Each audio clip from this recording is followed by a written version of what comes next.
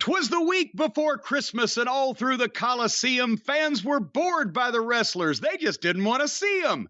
The angles were strewn around the ring without care when the booker saw the ratings and the viewers just weren't there. Hello again, everybody, and welcome to the Christmas week episode of the Jim Cornette Experience. Boy, howdy. We're going to talk about all this kind of thing.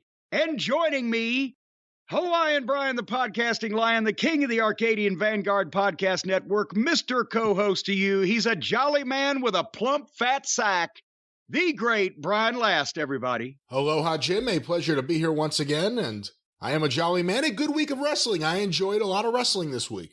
How much of your plump, fat sack did you go through to enjoy that? Well, I'm eating some blueberries right now here on the desk. Blueberry. It was the blueberries.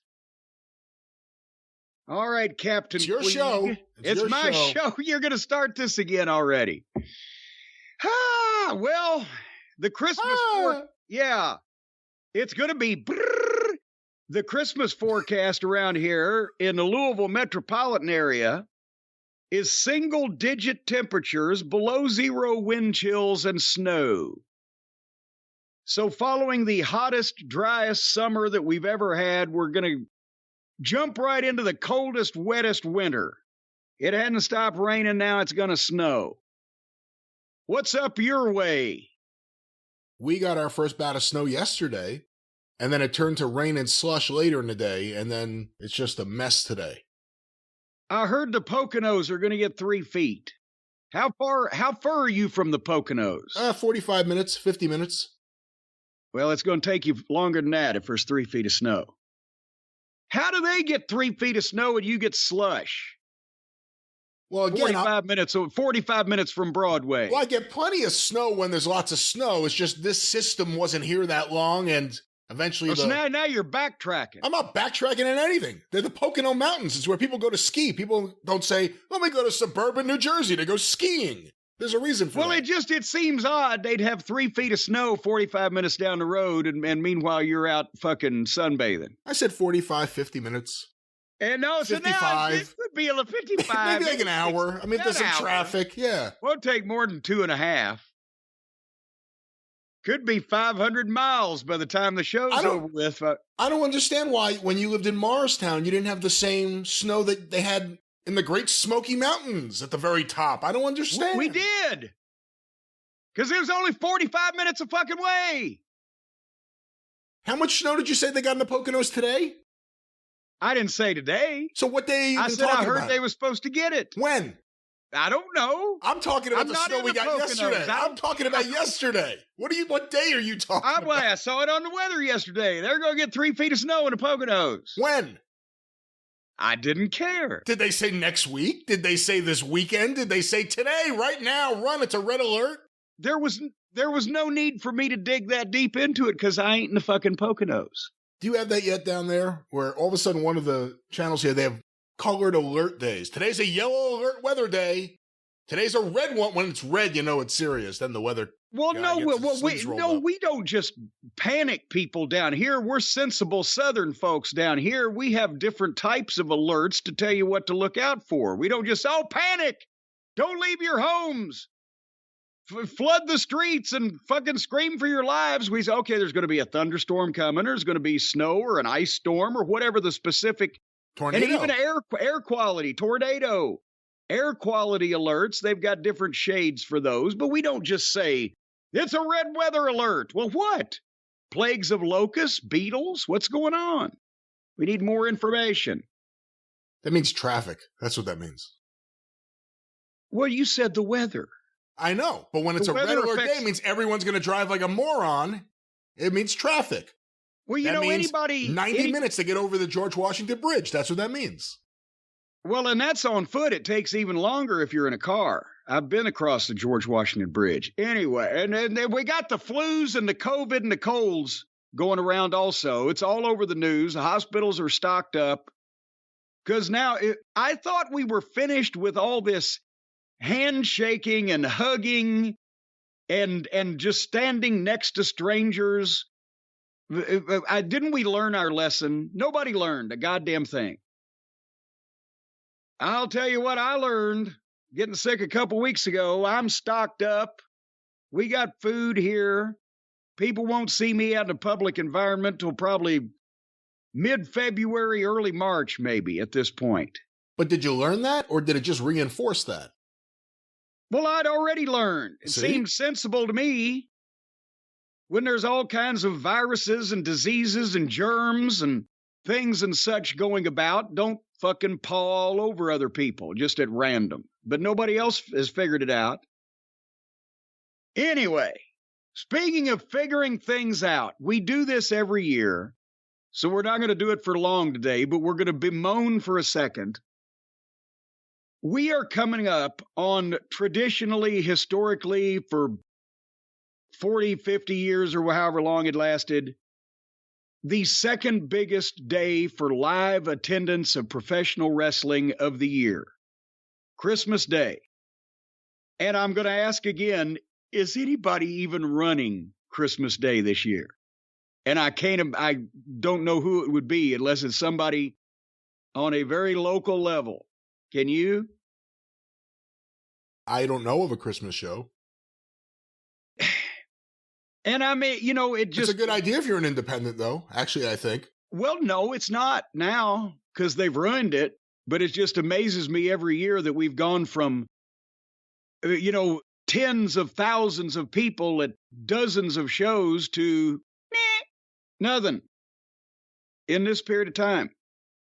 Because if you ran an independent show now, number one, well, maybe all the guys in your local area that, double as stock clerks at fucking Kmart, might want to be on the show. But nobody wants to come in from out of town or from very far. No names want to work anymore. And why would they at this point? It's not one of the big money nights of your year like it used to be. It would be a show for the wrestlers with no families and the fans who don't have families to hang out with or want to get away from their families. So then you sell one ticket to each fucking. Everybody comes in a separate car. The parking lot looks good, and there's 72 people in the building. As we've mentioned, in the territory days, it worked not only for the fans, but for the wrestlers for a variety of reasons. The wrestlers were already in a territory, except if you were the traveling NWA world champion or one of the biggest stars, Andre, etc., in which case you were getting the biggest payoff on one of the biggest days of the year, so you worked that. Everybody was in their home territory. And at least, Greensboro, when it ran on, or Charlotte rather, when it ran on Christmas, everybody lived in Charlotte. Atlanta ran on Christmas. Well, everybody was basically based in Atlanta for the Georgia territory. And when Crockett took that over, it was 240 miles down the road. And actually, most of the time we did Atlanta and Charlotte, both Christmas Day, one at fucking, 2 p.m. and one at 8. It was in Nashville was usually the Christmas night show in the Tennessee territory. They didn't have a big Christmas tradition of a mega show. They just tried to keep the guys close to home.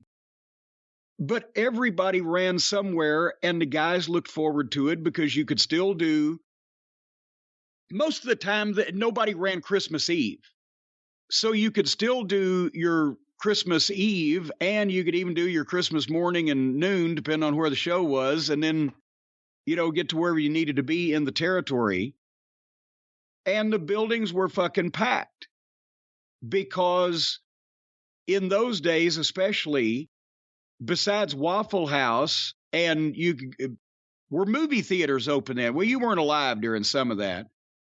No restaurants were open. There was no any kind of entertainment shit going on. All stores, businesses, malls, everything was closed. Fast food places were closed.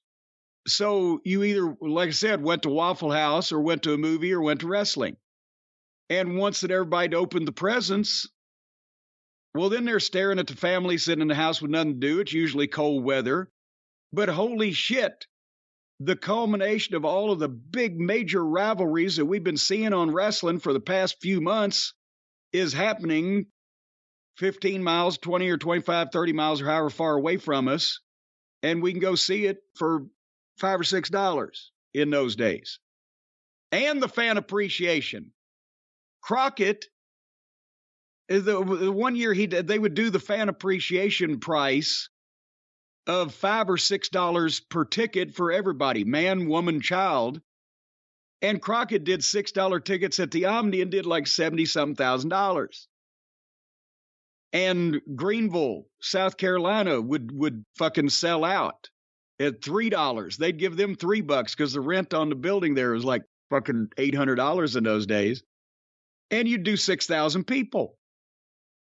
And 1 year, Crockett actually ran Christmas at the Omni and then came back 7 days later on New Year's Day and did another fucking 7,000 or 8,000 people. So, you know, why hasn't that translated to wrestling on pay-per-view on Christmas? Well, because originally, the thing about this, both promotions, the WWE, when pay-per-view became a thing, Crockett, the NWA's big night was already established as Thanksgiving night with Starrcade. Even before Starrcade, but with Starrcade on a national basis, yeah.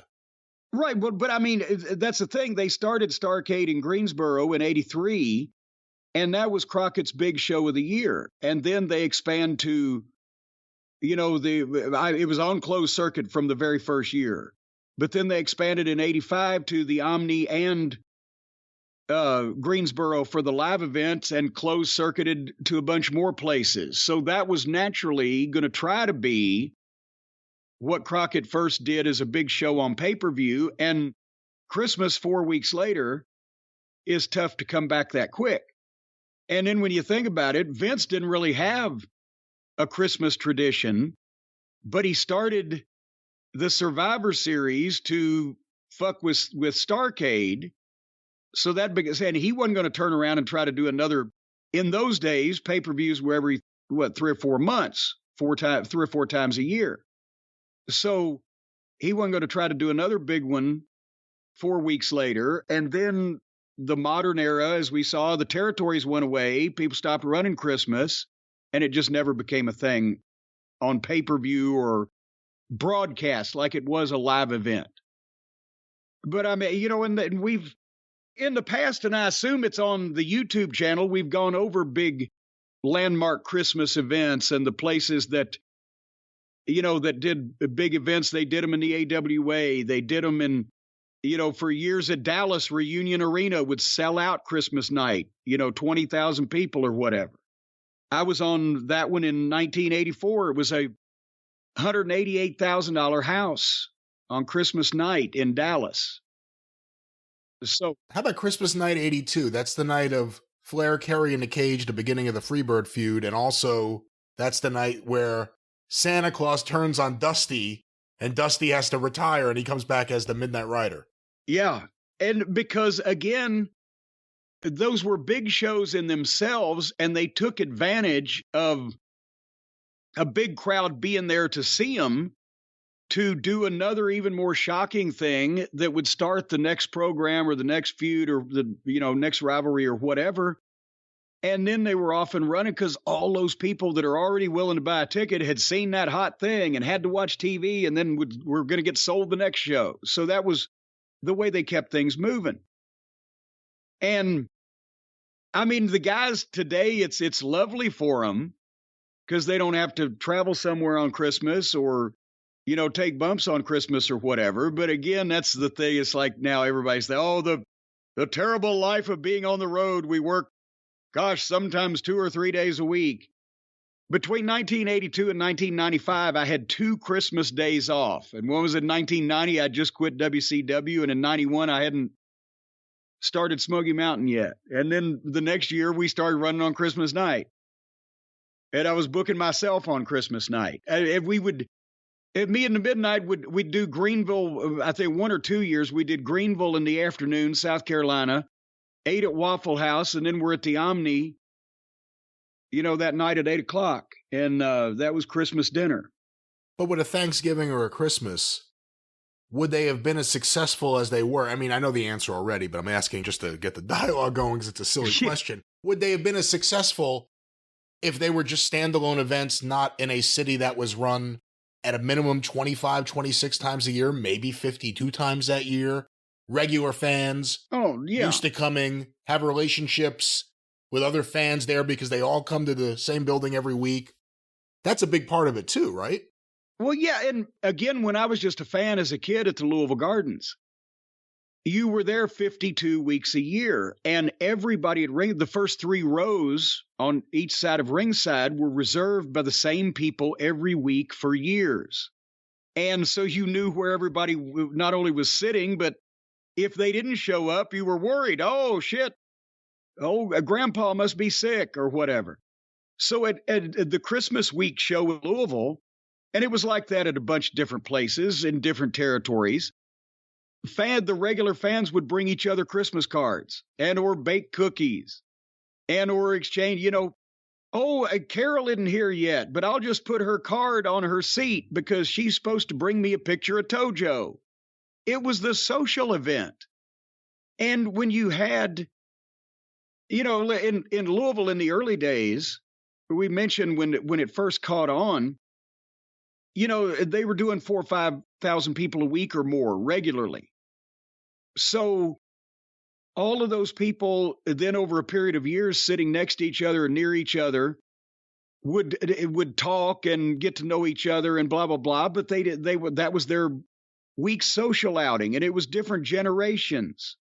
There was plenty of couples that would sit ringside where the guy and his wife were in their late 20s and they had a baby sitting on their lap or 2 because they couldn't afford a babysitter. So they just bring them because I think in those days you didn't even need a ticket if the kid was like a lap sitter. They had to end under 5 or whatever was free because they knew that they would get parents and families, and that couple's mother-in-law would probably be over in section C talking to somebody else or whatever. So it was all ages, all types of people, and they were regulars. And that was a big deal to go either Christmas week or at Christmas to see the fans. And then you had thousands more that were up in the general admission section that fit what we talked about before. They just wanted to see the big blow off that the kids wanted to go for Christmas, or we don't go down every week. That's why it was a bigger show. But yeah, it was a social situation as well because so many of those people were regulars and knew each other. And then we would get a break for Christmas. Depending on the territory, Jarrett would probably take 2 or 3 days off. Crockett would always, after the 15th or 16th of December, he'd give the guys till Christmas Day. And then the 25th through New Year's Day, except for New Year's Eve, you'd work multiple times a day, depending on whether it was weekends or not, with all the big Christmas week shows. And those would do well. But you know what you need to do now on Christmas, Brian? What do I need to do? Well, it's a double whammy this year. Hanukkah is also happening. I'm talking about the royal you. If you're a wrestling fan on Christmas now, you can't see a live event. You can't see a big pay-per-view. You can't see the big blow-off. So what you have to do is you have to go to JimCornette.com and get a Santa Corny action figure. Santy Corny. A Santy Corny action figure. And hang it on your Christmas tree as a little bauble. I could replace Jesus or the angel or whatever on the top of the tree. Oh, come on. That's distasteful. Well, it depends on what part of the tree needs to get shoved up what part of me for me to sit up on top of that thing like the other ones do. That could be very distasteful, but yeah. Point is, at Christmas, if you're a wrestling fan, Christmas time, you're just fucked unless you get some merchandise, folks. So, but the thing is, you're kind of fucked anyway now, because by the time you hear this, if you haven't ordered from JimCornette.com, you will get the stuff you order, but you ain't going to get it by Christmas. But I'll have you know that all of the orders for everything, whether it be action figure, Cult of Cornette membership certificate, behind the curtain graphic novel, of DVD, autograph picture, T-shirt, the new lazy booking shirt that's the hit of the holidays. Everything that was ordered by the 14th is Disc in golf. the hands. Disc golf. If that was ordered by the 14th, then it is in the hands of the Featherbottoms and will be in the mail stream by Monday morning. And by cracky, that's about as good as we can do on the turnaround because, and it's Christmas and the mail's going to suck. So don't blame us if you haven't ordered now, but we've done as good as we possibly can. And you can still get these things, as I say, and they will go out, but not in time for Christmas, but you might possibly be able to get them by the end of Christmas week now. And another notice, JimCornette.com will be closed from January the 1st. Well, not the website, not the whole goddamn hee-haw gang, but the store. You will not be able to purchase anything from January 1st through the 8th while we recount and restock and catch our breath, and many new exciting things coming in 2023 at JimCornette.com. See, if you can't trust the wrestling promoters to give you a place to go on Christmas, at least you can trust me to tell you where to go in 2023. At least you can trust the former promoters, I guess you're saying. If you can't trust the promoters. Well, we were smart enough to get out when we saw that you couldn't run a show on Christmas anymore. All right, real quickly, we got some emails from folks in the cult of Cornette. I wanted to recognize a few people, and Justin, especially. I'm not going to give your last name, and I'm searching, and it didn't say where you're from, so Justin, but you sent me a very heartfelt email about a personal situation that you were in, and thank you, fuck you, bye worked perfectly for you in that situation, and I was happy to hear it. And so was Mr. Last, and thank you for the holiday wishes, but I'm glad that worked for you. I'll just leave it at that. And also Nick, who is, well, I don't know where he's from either, but he'll figure this out, obviously, because he has written us before. He's been listening for about a year and a half or so. He just lost his wife, Tiffany. They'd been married 10 years, and she just passed away. And he wrote one, it's again, a nice personal email, but one thing that he wrote, to make a long story short, it would mean the world to me if you guys could read this email and talk to people about the dangers of the drug fentanyl, which is what we believe killed my wife. And he says that, listening to the show helped him through the COVID epidemic, and he's trying to get through this as well, but it would mean something. And this is what part of an offshoot of what we've been talking about on the drive-through for ages was talking about Stephen P. News Services. The opioid epidemic has led more and more people to, then when they can't they crack down on the prescriptions, they're going and getting street shit, and or who knows who's put whatever in this stuff. And apparently fentanyl is not something that you need to be fucking dealing with except in a surgically controlled situation or whatever. Is that not the thing that like a grain of salt sized portion could potentially kill you or whatever if you didn't know any better? No, it's incredibly powerful. In fact, my father at the very end of his life was on fentanyl patches, and we had to be very careful with that. And that's why you can't do cocaine anymore, because these fucking people are cutting it with fentanyl instead of the good old days of just baby laxatives. And it kills you. I had at least one friend die of a cocaine/fentanyl overdose, and it's really sad. And I think, that's the problem with drugs. You got to know where it's coming from, and you got to be careful. And also, there's certain things you just can't fuck around with. And fentanyl, something that was created specific for medical reasons, for medical settings, medical facilities, whatever you want to say. Yeah, over at the medical facility. That isn't something anyone should be using for themselves in any way. Gee, anyway, Nick, our sympathies for the loss of your wife, but hopefully this will make somebody think before they, like you said, go back to the old days where people were snorting baby laxative, and every time they sneezed, they fucking blew baby shit out their nose, I guess. I don't know. That's not how that works. That's not how that works. Well, I'll study up on it and get back with you. I'm trying to think of the actual physics of what you just described, and it's somewhat ridiculous, but all right. Well, it would seem like it wouldn't do you any good. Whether or not, I don't know. Maybe don't do drugs is the big. Don't do drugs, kids. Other than marijuana and psychedelics, don't do drugs. Other than this stuff that's last approved. That's right. Don't be on the drugs. You can trust me. I am your cosmic rabbi.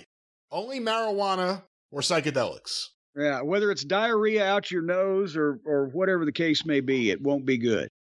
Moving along, Scott from the United Kingdom, we'd read an email from him sometime on the show sometime in the last year, and his wife had been in a coma. She improved, but had recurring infections and problems with sepsis, and passed away on December the 8th. And he just wanted us to thank the listeners for their support and, keep us updated on a thing. And Scott, our sympathy for your loss. But he also said that the NHS, the National Health Service they have in the UK, if they did not have that, like we do not have it in America, his wife's treatment was just under 4 million. And I assume this is pounds.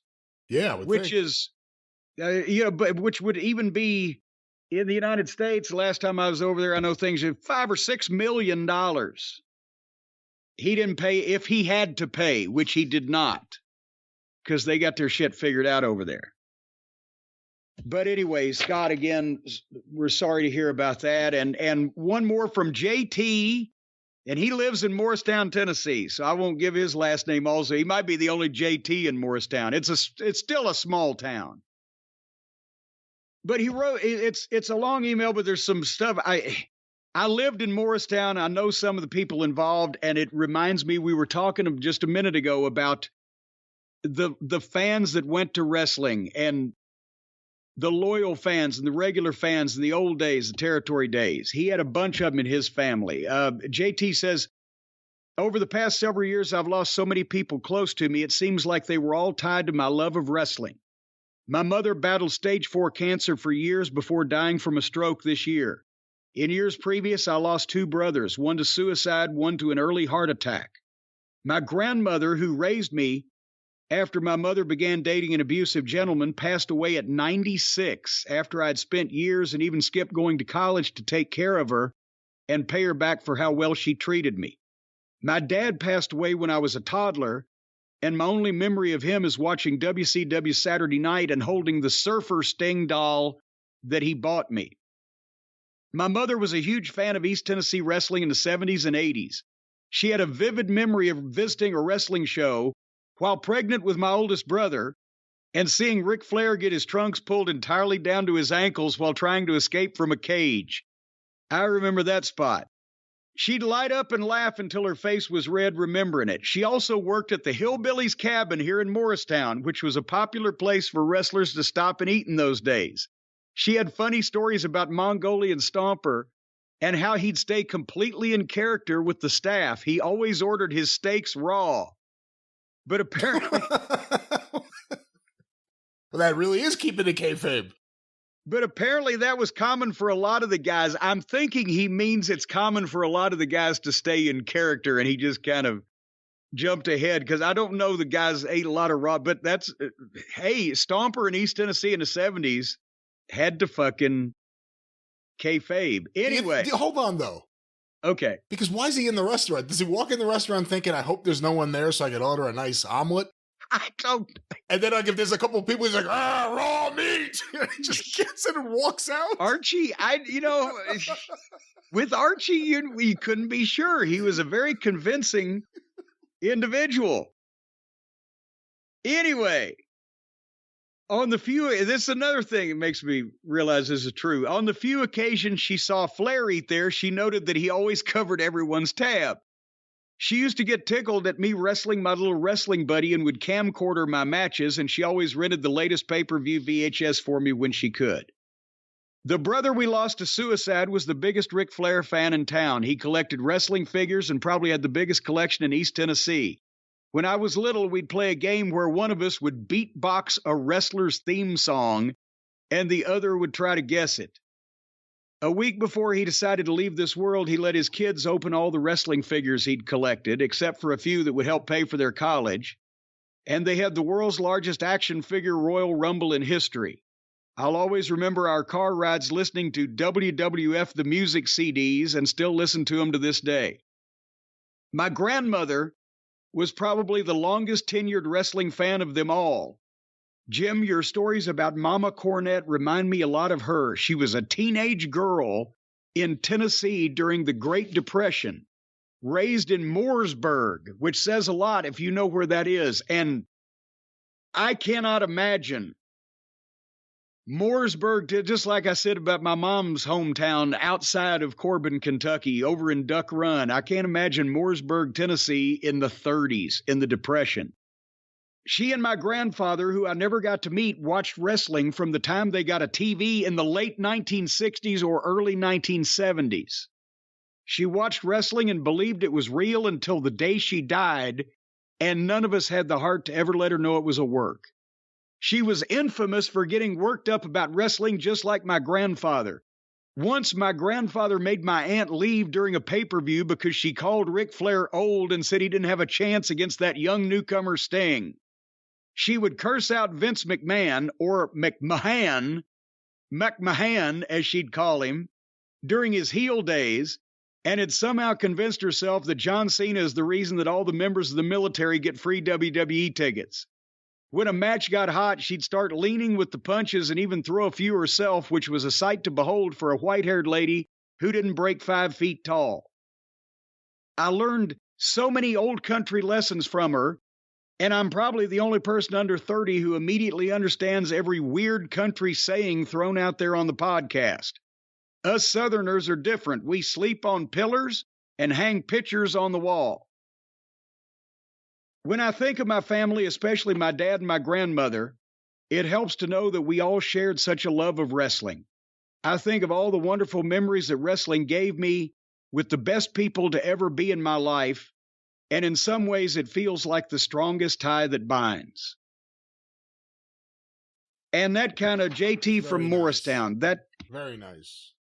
You know, that is, again, that's another thing that we lost about wrestling and about being wrestling fans is whose grandmother is jumping up and down in the living room excited now about the same thing that you're watching, right? And not only that, but it was more fun to be a fan going to the matches when all that shit was going on and all the stuff we talked about at Christmas, instead of just, oh, now you go to this thing live that comes once or twice a year to your town, maybe, and a bunch of other people that like the same thing that you like, but that you probably have never seen before unless you saw them last year at the same wrestling match. And they all kind of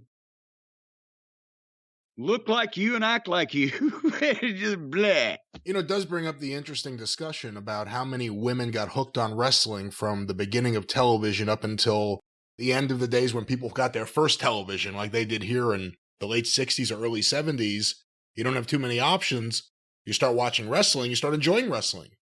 So a lot of the old women jumping up and down in the 70s maybe got their first TV in the 50s and got into it when it was on TV all the time. Yeah, and because wrestling wasn't tied to, and obviously you always took advantage of trends, or if somebody was hot, or, you know, a ripoff of Bruiser made fucking one of his photographers and underneath guys, George Ringo, the wrestling Beetle, for fuck's sake. He never main evented. But wrestling wasn't really tied to any specific time frame or craze or trend. It was, you know, simulated aggression, conflict, and combat between people that you could halfway buy as being tough guys.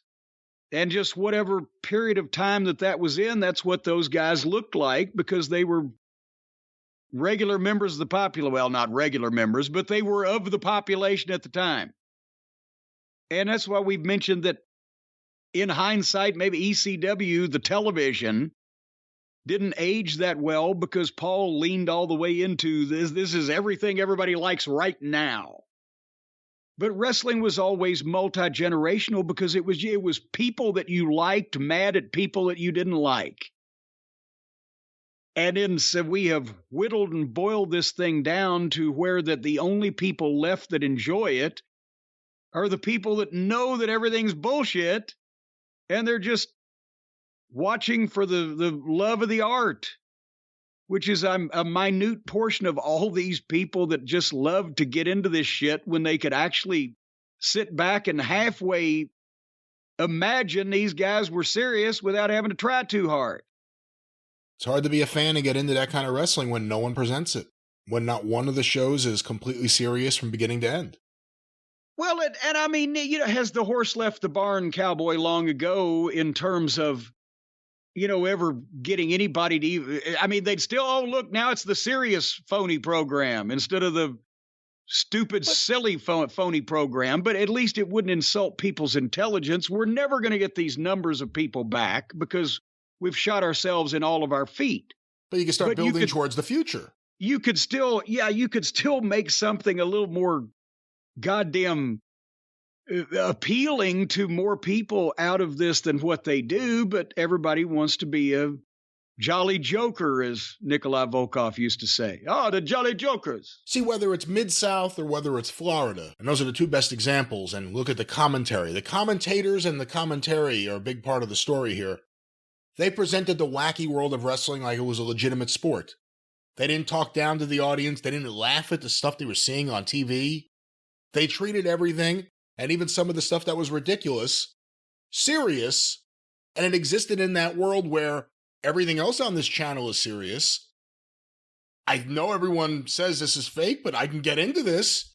I can treat this like it's serious because they're treating it like it's serious. But when you watch it now and no one does that, it doesn't even make sense. When we say we want like a sport-based product, I think some people think we just want Mid-South and some people think we just want wrestlers in black tights having boring matches. Oh, I love the 15-minute headlocks. Like, they used to like those 15-minute head. No, we never liked those either. And actually, there weren't that many of them. I don't remember that many, but I wouldn't have liked it. But yeah, I get what you're saying. Florida wrestling in the 70s and early 80s and Mid-South wrestling up until the mid-80s were closer to what you would see from mainstream sports on TV production-wise than professional wrestling today is to mainstream sports today. Yes, entirely 100%. And see, I mean, a lot of people may look at, a lot of wrestling fans may look at some of the territory TVs and go, well, that doesn't look good. It's not lit well or whatever. They forget that's what local and regional television, sports, basketball, whatever the case, looked like in a lot of cases in the 1970s or whatever. Unless you hit the SEC conference, they got a little more money behind them. Fucking Jefferson Pilot Communications.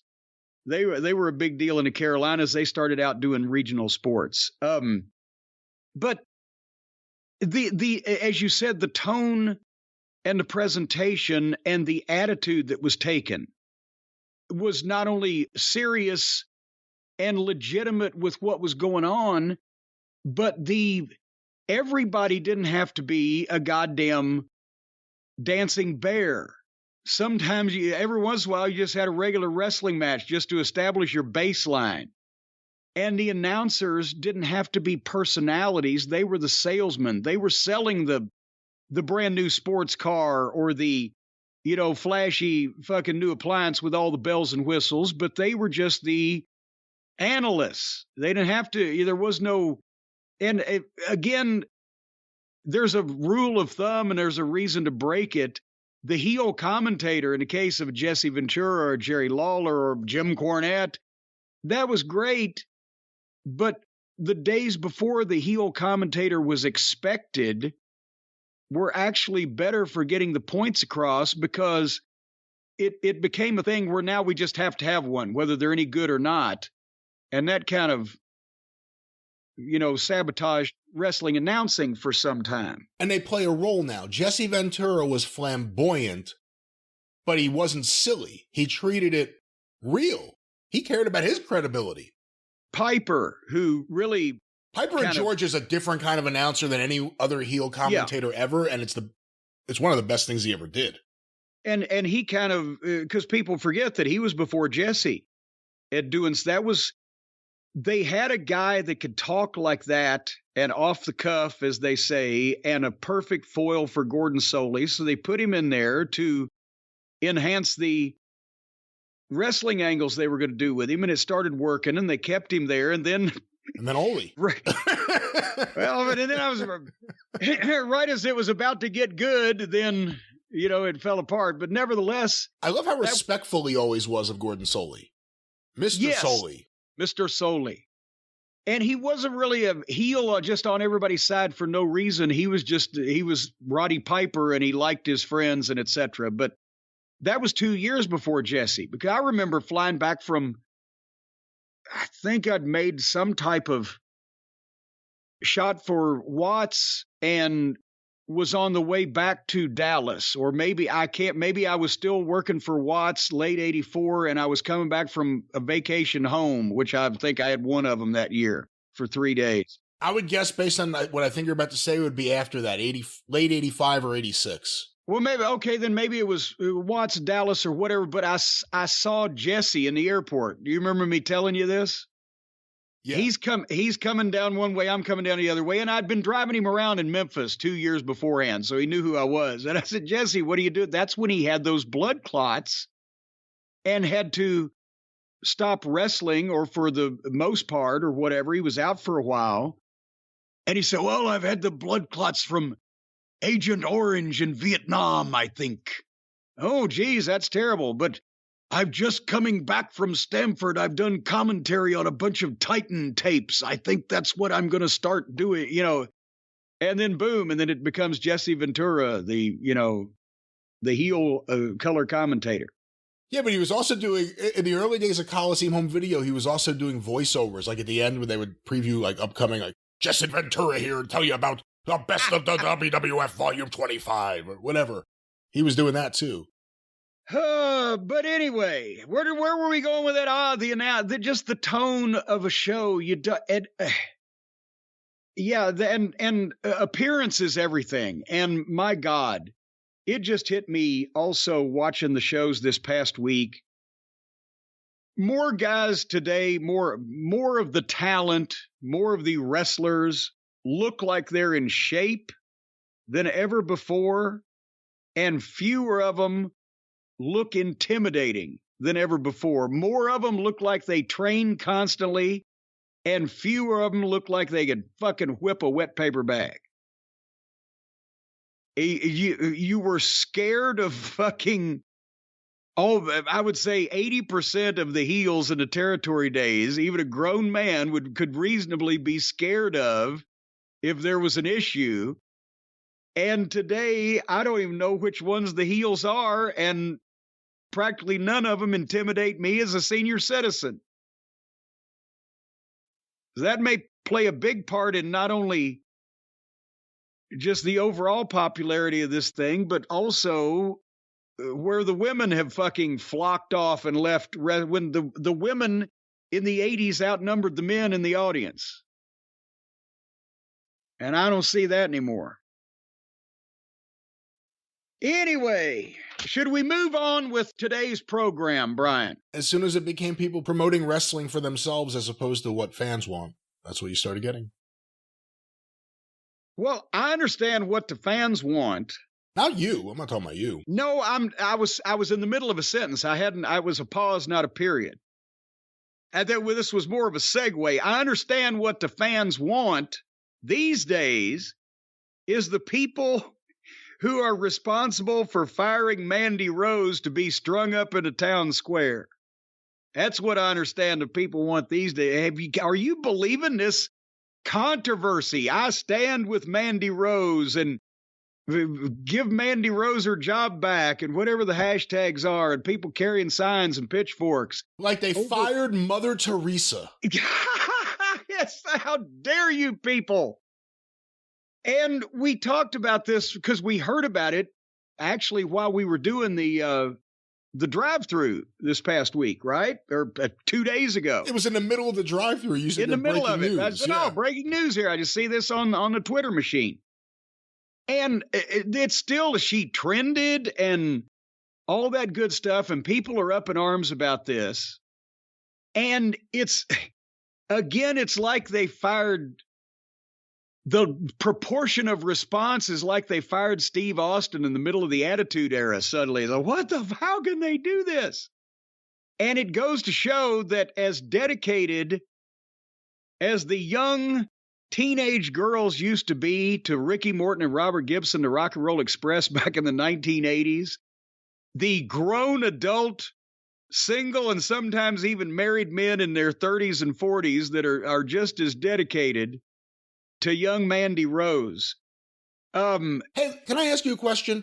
Please do. Looking at some of the outcry and the people screaming about the Mandy Rose thing, if Ricky Morton or Robert Gibson at the height of the Rock and Roll Express had started privately selling dick pics to fans, even if they made a lot of money with it, would you as a promoter want that?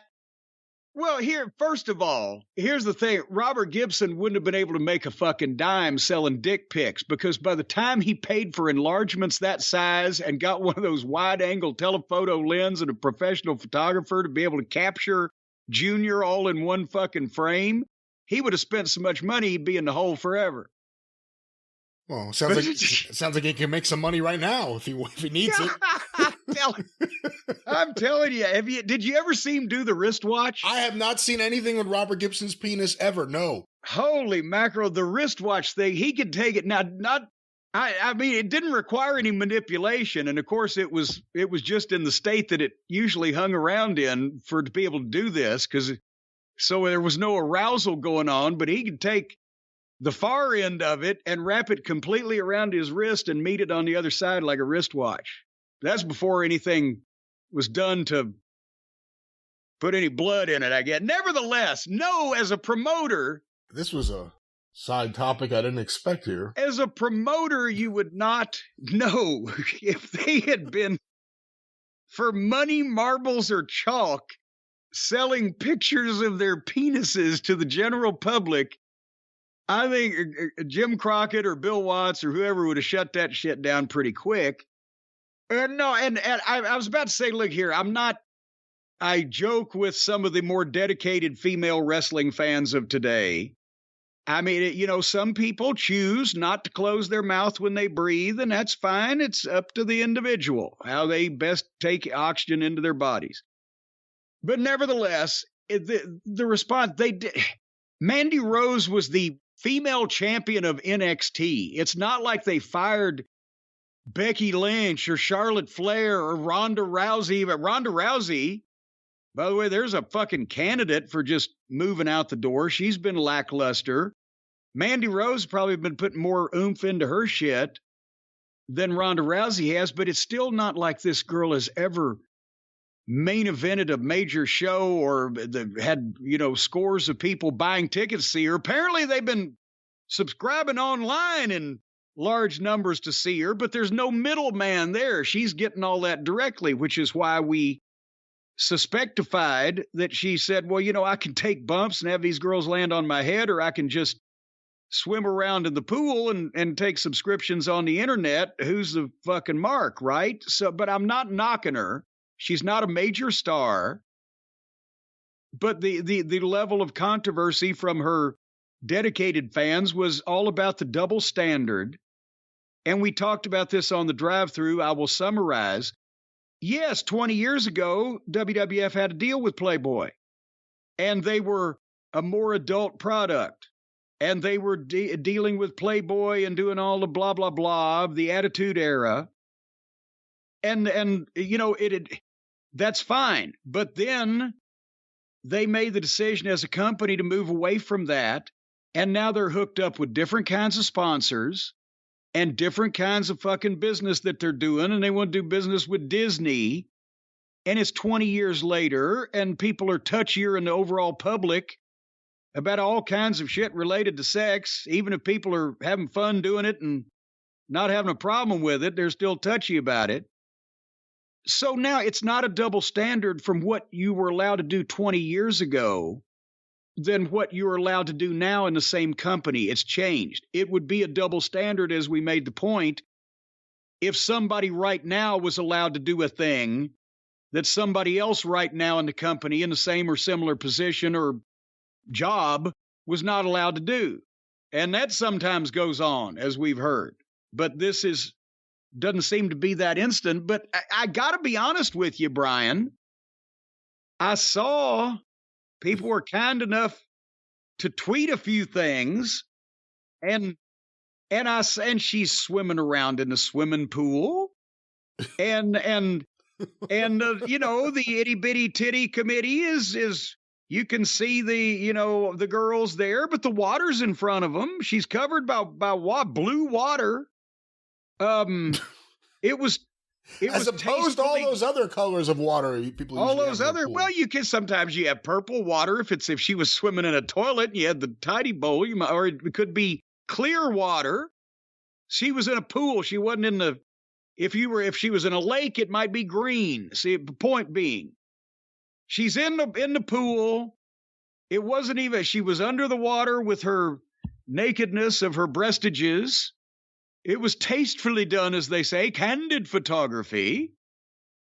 I mean, you know, if they could say put a piece of tape over, you know, the udders, maybe something like that, but it wasn't too unsavory type of content. I'm wondering if maybe because everybody was talking like, oh my God, she's gone too far. Is that all you've seen? It's just her she's laying on a chaise lounge with the belts. I've actually recreated this photo in a personal situation with different belts in the past, but she had one of the belts over the girls and the other belt over the business, and she's laying on a chaise lounge. And then I think another thing, there was a little buttock action going on, but I mean, this is tame. You see this stuff on the cover of, what is that magazine that they have? I don't know. Girls on the cover of. What magazines are you reading, Jim? I don't know. Well, I walk by the newsstand on a regular basis. Yeah, on a fitness magazine. These girls wearing these string bikinis, except for the nippleages. So you're not seeing anything you would fire her over, or release her, whatever the semantics are. Whatever the semantics are. I mean, it doesn't seem like that if Walt Disney saw her, you know, covered up with blue water naked in the pool underneath the water, that he would go, well, we can't let Mickey have anything to do with this. You know, maybe a talking to. Well, let me ask you this before we move forward, because we've received a lot of feedback about this at the drive-thru email. We'll get to that in a second. Even if you allow third-party deals, if you're WWE or Jim Cornette Enterprises, if you're allowing your independent contractors to do these third-party things and they can make some money with it, do you have an issue with them using the belt in something you're selling? Yeah, well, that again, that's probably an issue. Because, and somebody mentioned that, well, Paige did other things with the belt and her. Well, that video was not supposed to be for public consumption, and it was stolen or hacked or whatever. I think that's where and also they already were probably developing a movie about Paige's life. So that, you know, but this, I don't, the belts, can't be doing that with the belts. See, my stuff wasn't disseminated. It was inseminated, but not disseminated publicly. Before you get too perverted here, as you always do, I've just sent you an email of a couple things beyond the swimming pool festivities that apparently Mandy Rose may or may not be selling to her paying public on this website. You're saying there's more? There's more. I want you to check some of this out and tell me if you think it's okay, if you're WWE, to have one of your champions selling this to fans. I sent you 2 links. These are based on things that were sent to us at the Corny drive-thru email address. Okay. Okay, I see one now entitled Mandy. Oh, it's 2 links. 2 links. 2 links. So I won't say what they're to or anything, but so this is one of the things that she has been selling. I'm going to click on this in a second, but I'm just trying to make sure I understand what this is. This is one of the things that she's been selling publicly, or not publicly, but to her subscribers, members of the public that subscribe to her site, that the WWE may have been perturbed about, correct? Purportedly, I don't know how you'd want to phrase it. The story goes that Matt Bloom brought this to the attention of Shawn Michaels, and even a degenerate like that said this is too much. Okay. All right, I've clicked on this thing, and now it's all blurry. It says click to see NSFW.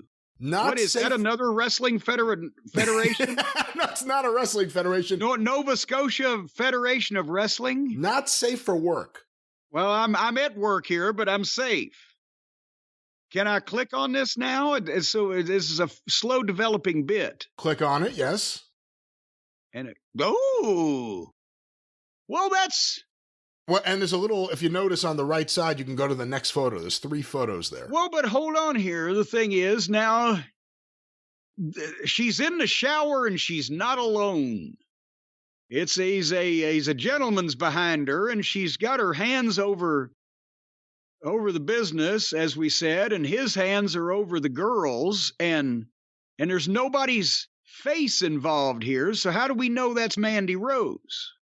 Well, this first batch of photos, apparently we can't confirm it other than people are saying it's Mandy Rose. But again, if you There's another one. Oh, that one's in color. Wait a minute. Well, you can't really tell it. Again, there's no faces. They're cut off at the shoulder. But it looks to me like Mandy Rose is pressed up face first against the shower, and the guy's behind her, and it looks to me like they're getting something straight between them. But let's go on to number 3, which is in color and a variation of number 1. That's Now you don't see her face there, as you said. No, you don't. Again, This was sent in by a listener. Now click this second link. I've already clicked it. Oh, hold on a second. I got to get out of where you took me to. And then the second link is there she was. She's completely clothed there. She's wearing a black swimsuit of some description. Scroll down. Well, hold on. It's a bunch of things that says the following media includes potentially sensitive content. Should I view this? Yeah. I'm clicking view. Well, that's the one I've seen. She's in the pool. And, oh,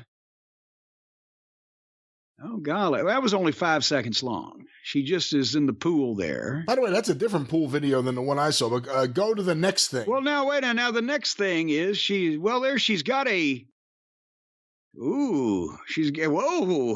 Well, you can see right through that G-string there, can't you? Except for the most crucial one. She's got her hand right in her pants. But she took it out. So apparently she realized she made a mistake. Cyndi Lauper warned her about things like that. But how did her legs go that far apart? You have a problem with your champion selling photos or selling videos like this? Well, this is video. Well, now her face was not on that, but her lips were almost. But now, wait, her butt's just out there, but she's got no top on, but she's turned around away from the camera. Now she's turned sideways, but her hair and her hands, she dropped her hands, but there's her hair. Yeah,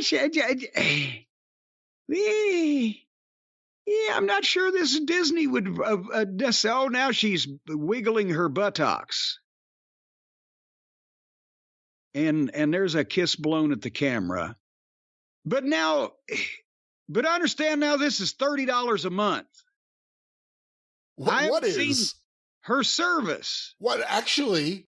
I haven't seen $30 worth of. I've seen enough to get her in a little bit of trouble, but I haven't seen enough to pay $30 for her, considering what you can see on the internet for free.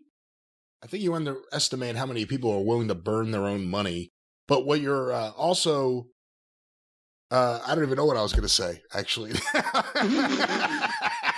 This is, there's no way that she could think that if she was on any television show and all of a sudden this stuff was out there and she was selling it, they wouldn't keep her on it. Now, there is something to be said about the fact she apparently was making more for doing this than from her wrestling contract. And also, you brought up the price. That's what I was going to go to before. You brought up the price. Yes. I just read she raised the price as soon as she got released. It went up $10. It's now $40 a month. Well, there you go. Well, good for you, Mandy. No, in all honesty now, and we don't know that this did not happen, but I can see where what I've seen here would elicit someone from talent relations calling her up or sitting her down and say, well, we got to talk about this. You're going a little too far. I can't see it just being they're coming in and going, okay, you're fucking done. You're dropping the belt tonight. Look what we found. So I have a feeling that they told her that and she did not agree with that and or said, well, you know what? I could make just as much or more money doing this. So they said, well, in that case, you're going to drop the belt and we'll see you. And she said, well, fine. And thank you very much. And now, and in short term, she's probably correct. But in long term, once that she's off television, if she stays off everybody's TV, because let's face it, again, you can see a lot better stuff for free on the internet from thousands, if not millions of women around the world. If she's not an active TV celebrity on an ongoing basis, how long is it going to be before they all get fixated on somebody else? And all of a sudden, she's got to have the donkey from Tijuana and the goddamn adjustable crankshaft diddlator Mach 3 in there, along with 3 zebras to get the same amount of subscribers. What do you think? There's always some rich wrestling fan who wants to pay these women to just hang out with them. So she may be onto something. Well, but I'm just saying, if rich wrestling fan or no, if you ain't a big deal in wrestling, after a period of time, that fades. And she's never had Sunny impact or Sable impact. Well, that's what I was going to say. Sunny, even after everything that's happened, after everything and where she is in her life, if she showed up at a convention, it would still be fans willing not just to get her autograph, but to buy her food or buy her whatever she wants. I mean, there's crazy fans like that out there. Well, yeah, but again, is Mandy Rose.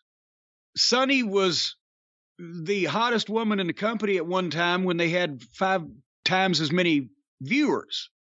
Mandy Rose was one of the women in the company at the time when they got 5 times fewer viewers.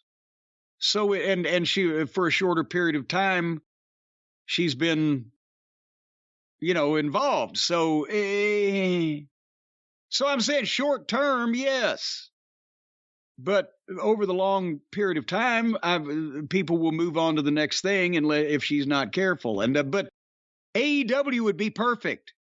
Now that we've had a couple of days to think about it, you asked me before, I said, well, she can get in the ring without tripping over the ropes, so she would fit on the AEW roster, in the upper percentile. But in actuality, she's been in their developmental program for the past, year and a half, and highly trained. She's competent. She's prettier than most of the AEW girls. Toxic attraction didn't exactly trip my trigger, but, if you're into girl wrestling, she would automatically be, I would think, one of the more not only attractive, but well-trained, more experienced, and more competent members of the AEW women's roster. And she'd only have to work once a week. And my God, again, they've had convicted felons, drug addicts, bank robbers. Who gives a fuck about a little softcore porn? Not the fans. They tune out during the women's segments. She's not going to bring anyone new in. I wouldn't sign her at all. Well, if they're and she's releasing her own porn. But that's the other thing. If they're going to have women's segments, if they're going to have them anyway, she might as well be on there instead of goddamn Athena. Yeah, well, Athena doesn't have porn videos or porn pictures or whatever this shit is out there, so we don't have to worry about Warner Brothers Discovery getting freaked out by it and saying keep her off TV. She just got a track record of people dropping people on their head. No, you can't tell me that what I just saw here would make TBS kick somebody off their air when they scream fuck multiple times every week.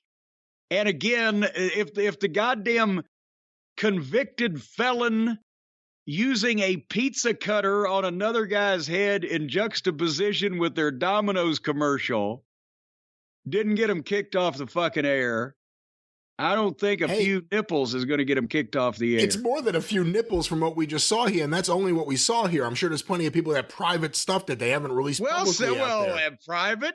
Now, I'd like to see the private stock. Now, if there was really, you can make the case in the shower picture, well, her face isn't on that. That's a body double. See? Stephen P. New could get her out of that one. Yeah, it'll be a real fun court case to cover there, but the question is, if you're WWE, if you're AEW, WWE, you have Mattel, because you heard a lot of people whispering about that this week, that Mattel will be unhappy about this. This could violate the Mattel deal. Yeah. You have USA Network. You have Fox. AEW, you have a very delicate time right now with Warner Brothers Discovery, where they're being very careful, and every time there's someone in charge of their network, wait, but who's being careful? Who's being careful? Not AEW. In AEW's own way, they have being careful. They have pulled back on sanctioning guys saying shit in interviews about 10 times a night. But otherwise than that, they're cutting each other blatantly on camera. The fans are screaming, fuck you, or shut the fuck up. I don't know. I don't think it's a good situation. And now that these photos are out there, now that there's articles about these photos and this whole thing out there, there's been 2 days of New York Post coverage. Here's the thing. I'll tell you how. They need to sign Mandy Rose, just don't put her on television. That's the way that they can fight the problem that we've talked about them having with Triple H now in charge of the WWE. People want to go, whereas they wanted to put their careers in the hands of Tony Khan instead of Vince McMahon. Now they want to go back and work for Triple H. Well, all Tony has to do is say, hey, we signed Mandy Rose, guys. She's going to be in the locker room. We're not going to put her on TV, but if you sign with us, you can be in the locker room with her. There you go. Nah, I don't think that's going to work. Well, in that case, you know what Mandy Rose needs to do? You find her attractive? She's all right. Yeah, that's the thing. It's just like, all right. Well, that's the thing. And somebody's going, well, look at you, Jim Cornette. Well, fuck you, first of all. But second of all, no, for a person that I have never met, she's another one of the attractive girls that the WWE signs and has made up and potentially gets surgically altered or whatever. And in a field of giants, if everybody's 7 feet tall, you got no giants. If everybody is beautiful and attractive, then they all just kind of blend in. I look for personality and a fucking look and fucking style and shit. Rhea Ripley. Because nobody looks like that. Nobody works like that. Nobody talks like that. Mandy Rose, Alexa Bliss. Who's the other little Liv Morgan that they're trying to push? They're very beautiful. They got no distinct personality that I give a shit about. Nor do they impress upon me that they would know what to do on the set of a German Goo Girls flick. So, what the fuck. But nevertheless, I'll tell you what Mandy Rose needs to do, Brian Last. To get past this whole thing, she probably get her job back, do the whole thing. She probably never would have gotten in trouble to begin with. Find religion? No, of course not. She just needs to have a good defense. She needs to deny everything. And where she slipped up was she did not have ExpressVPN. Now, if she had had ExpressVPN, then what would have happened is when they came to her and said, how dare you put these pictures up on the internet? She'd say, well, look, that's not me. It's not me because you know where I live. I live over here in Akron. And this account came from Bolivia.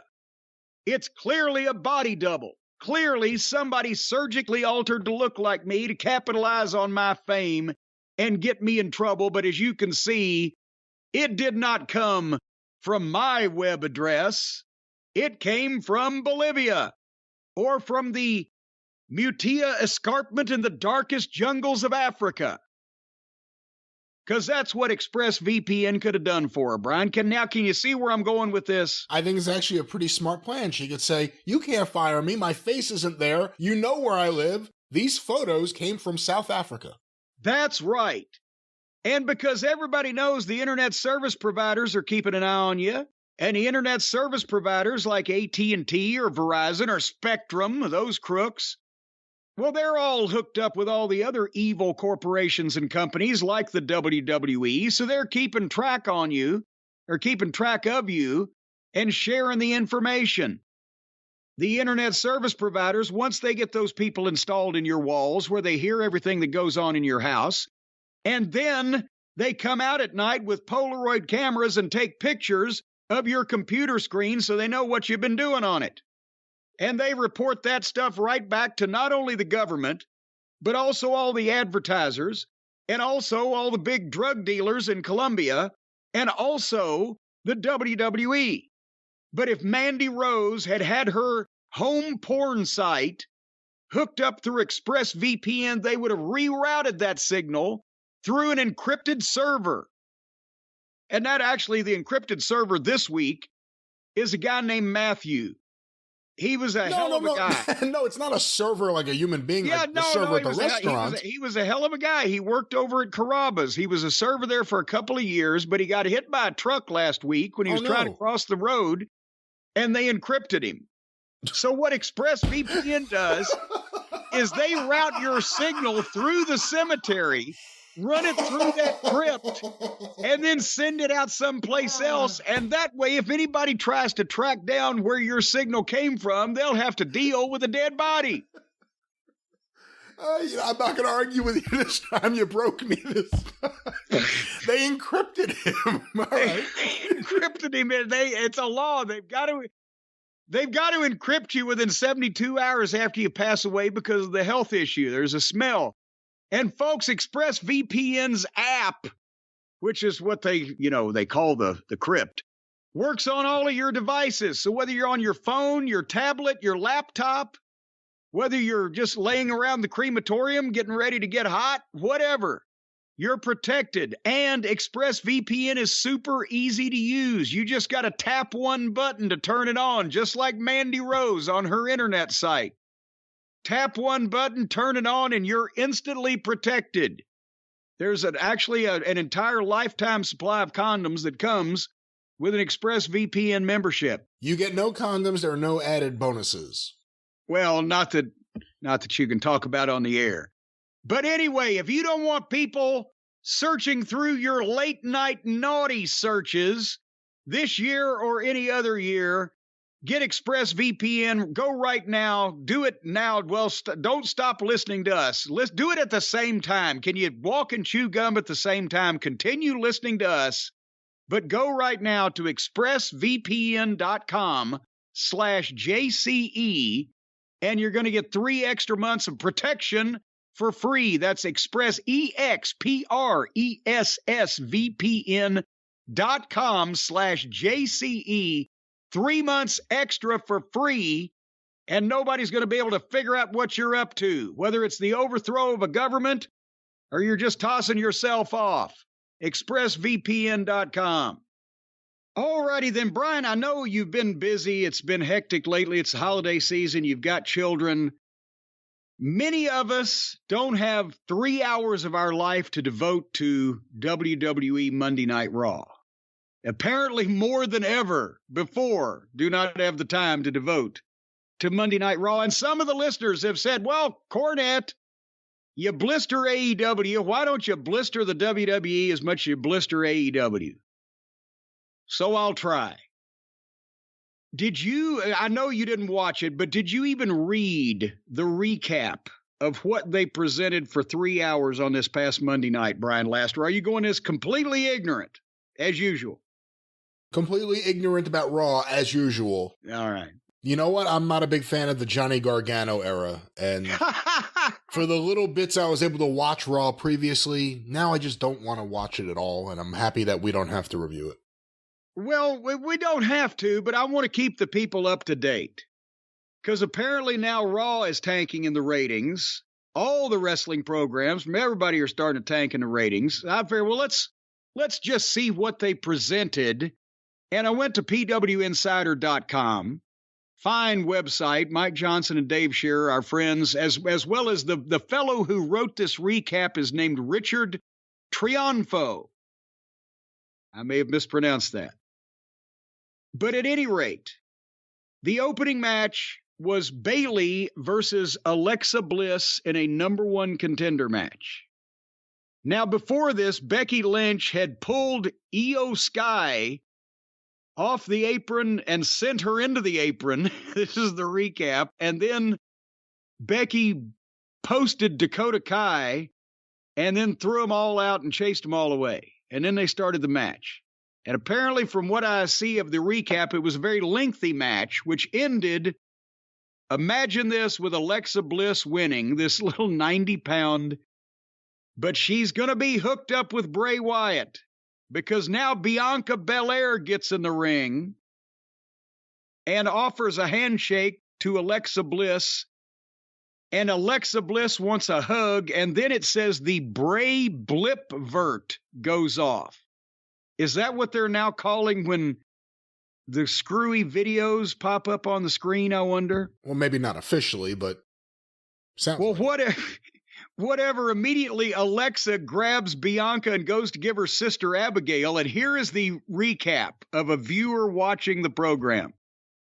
Alexa sets for sister Abigail, but she does not give it to Bianca. Bianca and Alexa are confused at what happened. And I bet you everybody else was too. Anyway, then there was some backstage stuff. Then we go to Chad Gable versus AJ Styles. And imagine this, Brian, AJ Styles won. Just how long into the show are we right now?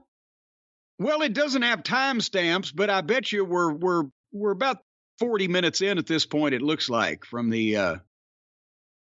all the things that have been going on. But the point is, again, they have Chad Gable, who was great in a previous lifetime, and he's been made a complete fucking buffoon, screaming "shoosh," and the fat stupid guy that I've never met him personally. I'm talking about that's his gimmick, is he's a fat stupid guy. And even if AJ Styles is a star, seriously? Guess what match number 3 was? Akira Tozawa, Angelo Dawkins, and Montez Ford against Dominic Mysterio, Damian Priest, and Finn Balor. Okay, apparently we're going to get the Judgment Day, another win against people that nobody gives a shit about, which they did after a long match. Then we had a lot of Miz and Gargano and Dexter and talking. And here's the difference between why we watch some of the AEW shows and why we don't watch some of the WWE shows. Because at least with AEW, I will give them this. If they've got a guy that can talk, they'll let him do it. Now, it bites them in the ass when they have no good material for people that couldn't say suey if the hogs had them, as Mama Cornette used to say. But you'll get an MJF promo. Starks has been great recently. There's other guys that can fucking talk there because they're not giving them scripted, basically incontrovertible, written in stone verbiage to emote like they do on Raw. It's like, my God, here, say this. This is from Shakespeare. Say this just like this. And they stand there and try to do it. And on, because every promo on Raw goes fucking 20 minutes. I can't tell whether a guy can talk or not when he's trying to be an actor. But I can tell whether a guy can talk or not when he's trying to do a promo. And you say at least every once in a while you'll see a promo on AEW. You don't see them at all in the WWE, so that means we're down to when Sami Zayn or Paul Heyman and Roman Reigns get a chance to talk. Everything else is high school drama class level. And even, I was about to say, even some of the things you just cited aren't promos. They're skits or scenes or scenarios. They're not promos in the traditional sense of talking people in the door. Or just interacting with people in a natural and, logical way instead of this constant fucking acting that because they've got a staff of 30 writers, they feel that they have to earn their money. Anyway, back to this program. After Gargano and Miz and Dexter and fucking all of that, they come back with Io Sky against Candice LeRae. And Io Sky picks up the victory with a moonsault. And then there's more business with Elias and Kevin Owens. And now Elias is telling Owens that it was his brother Ezekiel that was blah, blah, blah, the whatever the fuck. And they try to have Elias do a tribute concert for the gone for 5 more weeks Matt Riddle. I don't know whether they said that or whether this writer is getting a little fucking smartass or not. But he does a tribute concert for Matt Riddle, except he's interrupted by Solo and Sammy. And they have a Elias versus Solo is now a match. And Solo wins that, thank God. And then, guess who the next match was? Asuka versus Rhea Ripley. I did see some of this, actually, because I wanted to see this. Apparently, this was long and competitive, according to the description. How, again, thankfully, Rhea Ripley won. But if you saw any of this, how were they able to make this tiny little She's not tiny or little. Stereotype. That's why you're judging. Competitive. You're pretending she's smaller than she is. I'm not pretending. They presented her like a goof and an imbecile and a racial stereotype. That part is true. Her against Rhea Ripley. That part is true. But I don't think she stands out as being small or tiny or anything on that roster. She's been good in the ring. When used right, way back in Paul's NXT, she was great. And people were into her. I agree about the way she was used in Vince's WWE. Now, all of a sudden, she has no face paint on. I'm curious where that's going to go. Was she talking like she's constipated? She didn't get on the mic. For some reason, they gave everyone else mic time, but not her. And it was a good match. Well, let's see exactly how they might allow her to become a normal human being. It's a good match, and you know what else? She worked well with Rhea. And Rhea needs people to... We need to see more Rhea wrestling if you want people to care about your women's division. That's the person you should be showing a lot more of. And she needs people she can work with and have good physical matches with, and this was good. Well, and then the main event, Bobby Lashley versus Seth Rollins, which, well, no, actually, that probably wouldn't be a bad match, but do I have to sit through 3 hours or 2 hours and 40 minutes of the previous blah, blah to get to it? And actually, it's not like it's a, it's not like it's a dream match, but go ahead. I was going to say, I'm sick of both of these guys, but beyond just Rollins and his character being ridiculous, babyface Bobby Lashley doesn't work at all. Well, anyway, maybe he's going to get a little bit harder edge because he has been fired. Bobby Lashley. Adam Pearce fired him at the end of this. Congratulations. Seth won, and then Lashley yelled at the referee and elbowed another one, and Adam Pearce came out and got mad at that, and Lashley pushed Pierce, and Pierce fired him. So now Lashley's gone for a while, I guess. Who knows? Maybe 7 days. When Pierce is involved in a angle like this, when he's staring at Lashley and firing him, who do you think he sees, Sid or Ross? Well, first of all, fuck Sid and Ross. That was the opening line to one of the greatest emails I've ever seen sent in the wrestling business. But nevertheless, so that was Raw, 3 hours. Again, nobody is trying to win this war. Everybody's trying to do the job. And the ratings are sinking. I can't even remember what. Was it last week or was it this program? Time is blurring now. They said was the lowest rated episode of Raw or hour of Raw in the series history. The lowest hour was, I think, a week or two ago, and the ratings overall have continued to slide. I wonder why. You know, they need a bigger star. They need a big star to come back in. They certainly do. That's what they need. They certainly do. But they've lost another one, apparently. All right, am I hearing now that the savior of the WWE, the last time somebody got fired and they created a big stink and a big controversy and then that died down, Sasha Banks now not going back to the WWE, going to New Japan Pro Wrestling for big money? That's the story. Apparently, she left when Vince was still running things. She was not planning on coming back. They were going to give her a release as long as she didn't do anything until the new year. Then they were trying to talk to her again. Who knows what's true and what isn't and what's fair and what isn't, but the word that's going around is that she wanted more money than most.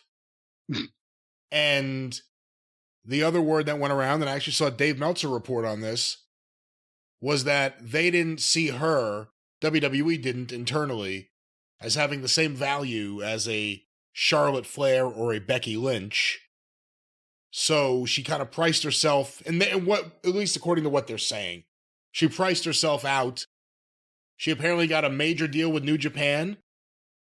They leaked that it was better than Jericho's deal, and then Jericho immediately put out some kind of statement that his deal was better than people realize or giving him credit for.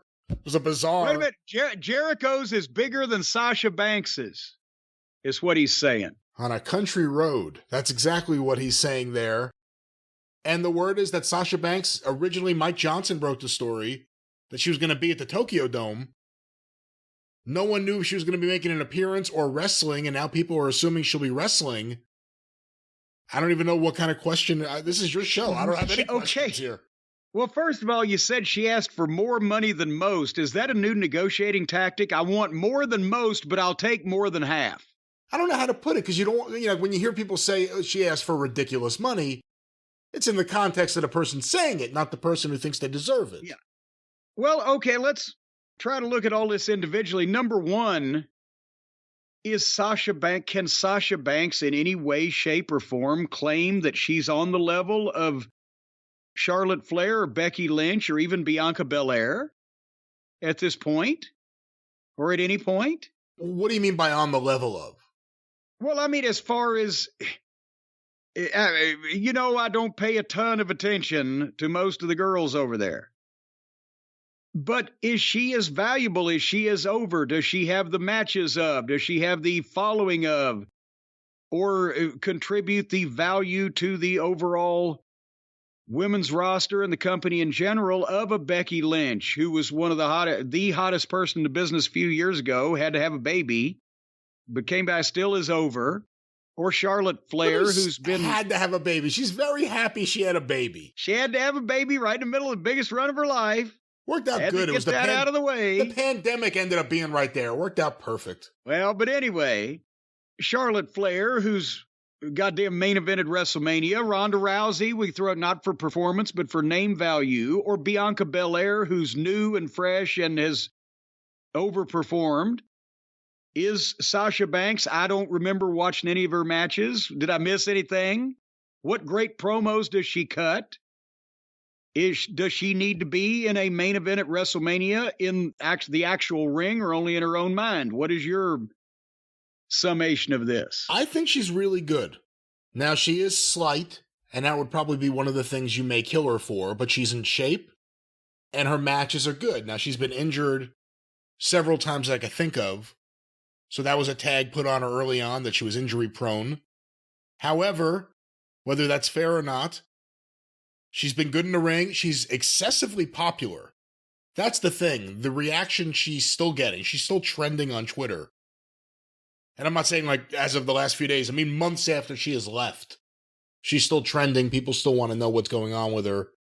She was on The Mandalorian on Disney Plus, which is a pretty big show. So obviously she wants to do things outside of a WWE system. She's really good. If you ask me to rank their women there, I think the most valuable one they have is Becky Lynch by far. And I think because of the long-term implications, 2 and 3, or Bianca Belair and Rhea Ripley, I think that next level, in terms of star power, like no one's clamoring for Charlotte Flair, and I think Charlotte Flair is great. And obviously you do too. Charlotte Flair is fantastic. You don't hear people on Twitter just, when is she coming back? There are some, I'm not saying nobody, but with Sasha, people are still dying to see her. Yeah.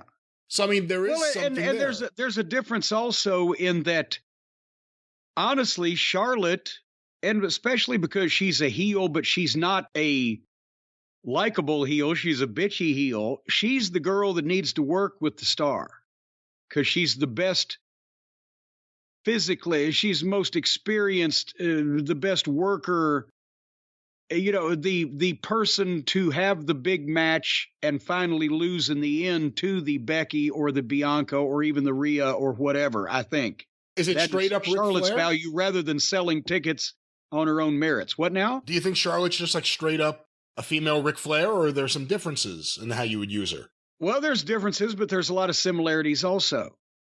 But at this point now, she's been there for long enough that she's not going to get any hotter as far as selling tickets, but she's over because of the body of work, and she's still valuable in terms of the way she can perform in the ring. She can have the match against the other three I just mentioned that maybe they couldn't have as well with each other. So there's something to be said for that. But Sasha, okay, you have placed somewhere in that environment, in that stratosphere. Yeah, and again, in terms of who she came up with, coming out of NXT, it was her and Charlotte, with Becky and Bayley behind them. So, but but then the question is, if that's her importance to the WWE, how does New Japan? And I know obviously they didn't give her a contract that was anywhere near what she asked for the WWE from. She would be asking for a full-time deal from the WWE or a major contract. I'm sure this is either per appearance or per possibly handful of a set number of appearances, whatever, for bigger money for each appearance than the WWE would give her, but the WWE would be more appearances. But having said that, okay, I understand. When Bruiser Brody got big money for Japan, Stan Hansen got big money for Japan. I can see when Chris Jericho got the big money for Japan. Sasha Banks, is there a wait? New Japan doesn't do women's wrestling. No, they do now. They do now? When did they start this? I believe they're working with the Stardom promotion. Oh, good Lord. Well, I'm sure Uncle Dave grew 3 sizes that day when he heard that. Because that's one of the big rumors going around, is that Kairi Sane, the former Kairi Sane, what was her real name? I forget what her name was now in Japan. Hey. But she's over in Japan. Remember, she left WWE like a year and a half ago, and she's over there wrestling over there, that it'll be her and the former Sasha Banks. I don't know if she'll go by her real name or some kind of cool nickname she comes up with. But that's the rumored match or setup to the match that's going to happen. Are the Japanese ticket purchasing patrons going to give a shit about this match or any other? Is there a women's match that New Japan could put together that is I understand an attraction on the card with main event matches, but to be worth that amount of money, are they going to get that amount out of it? Well, let me say whatever this. That amount is. I said before, she's had good matches.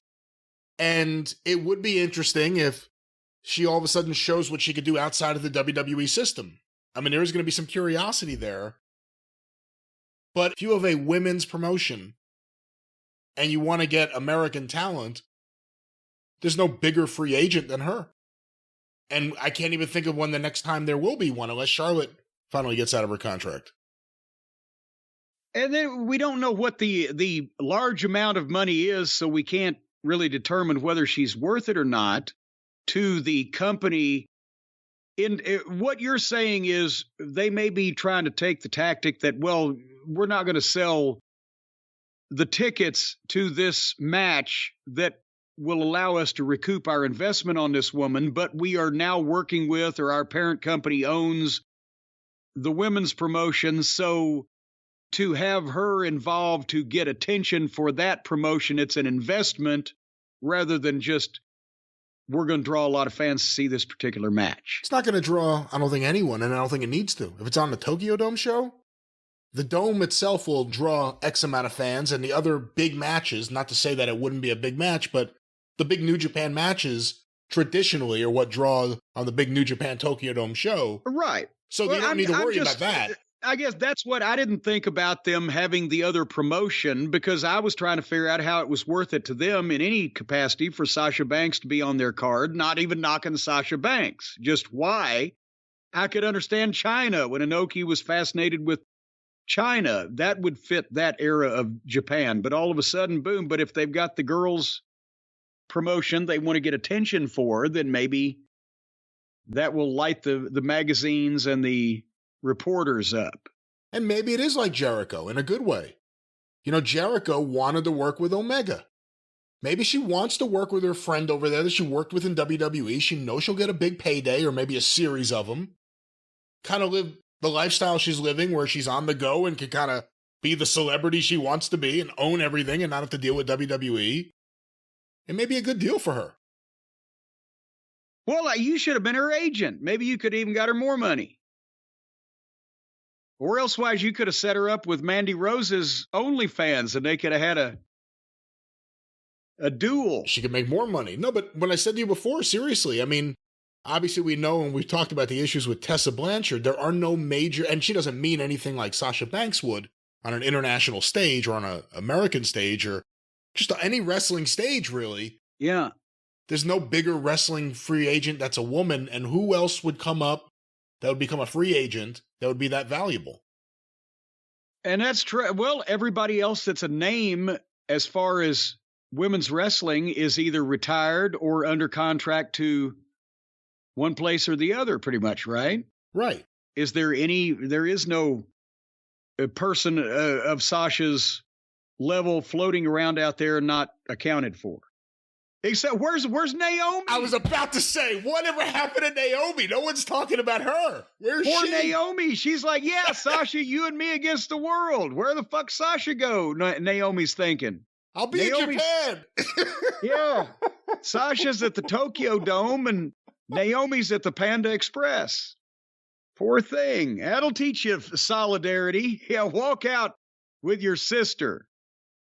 Walk out with your sister and get left behind like a stepchild.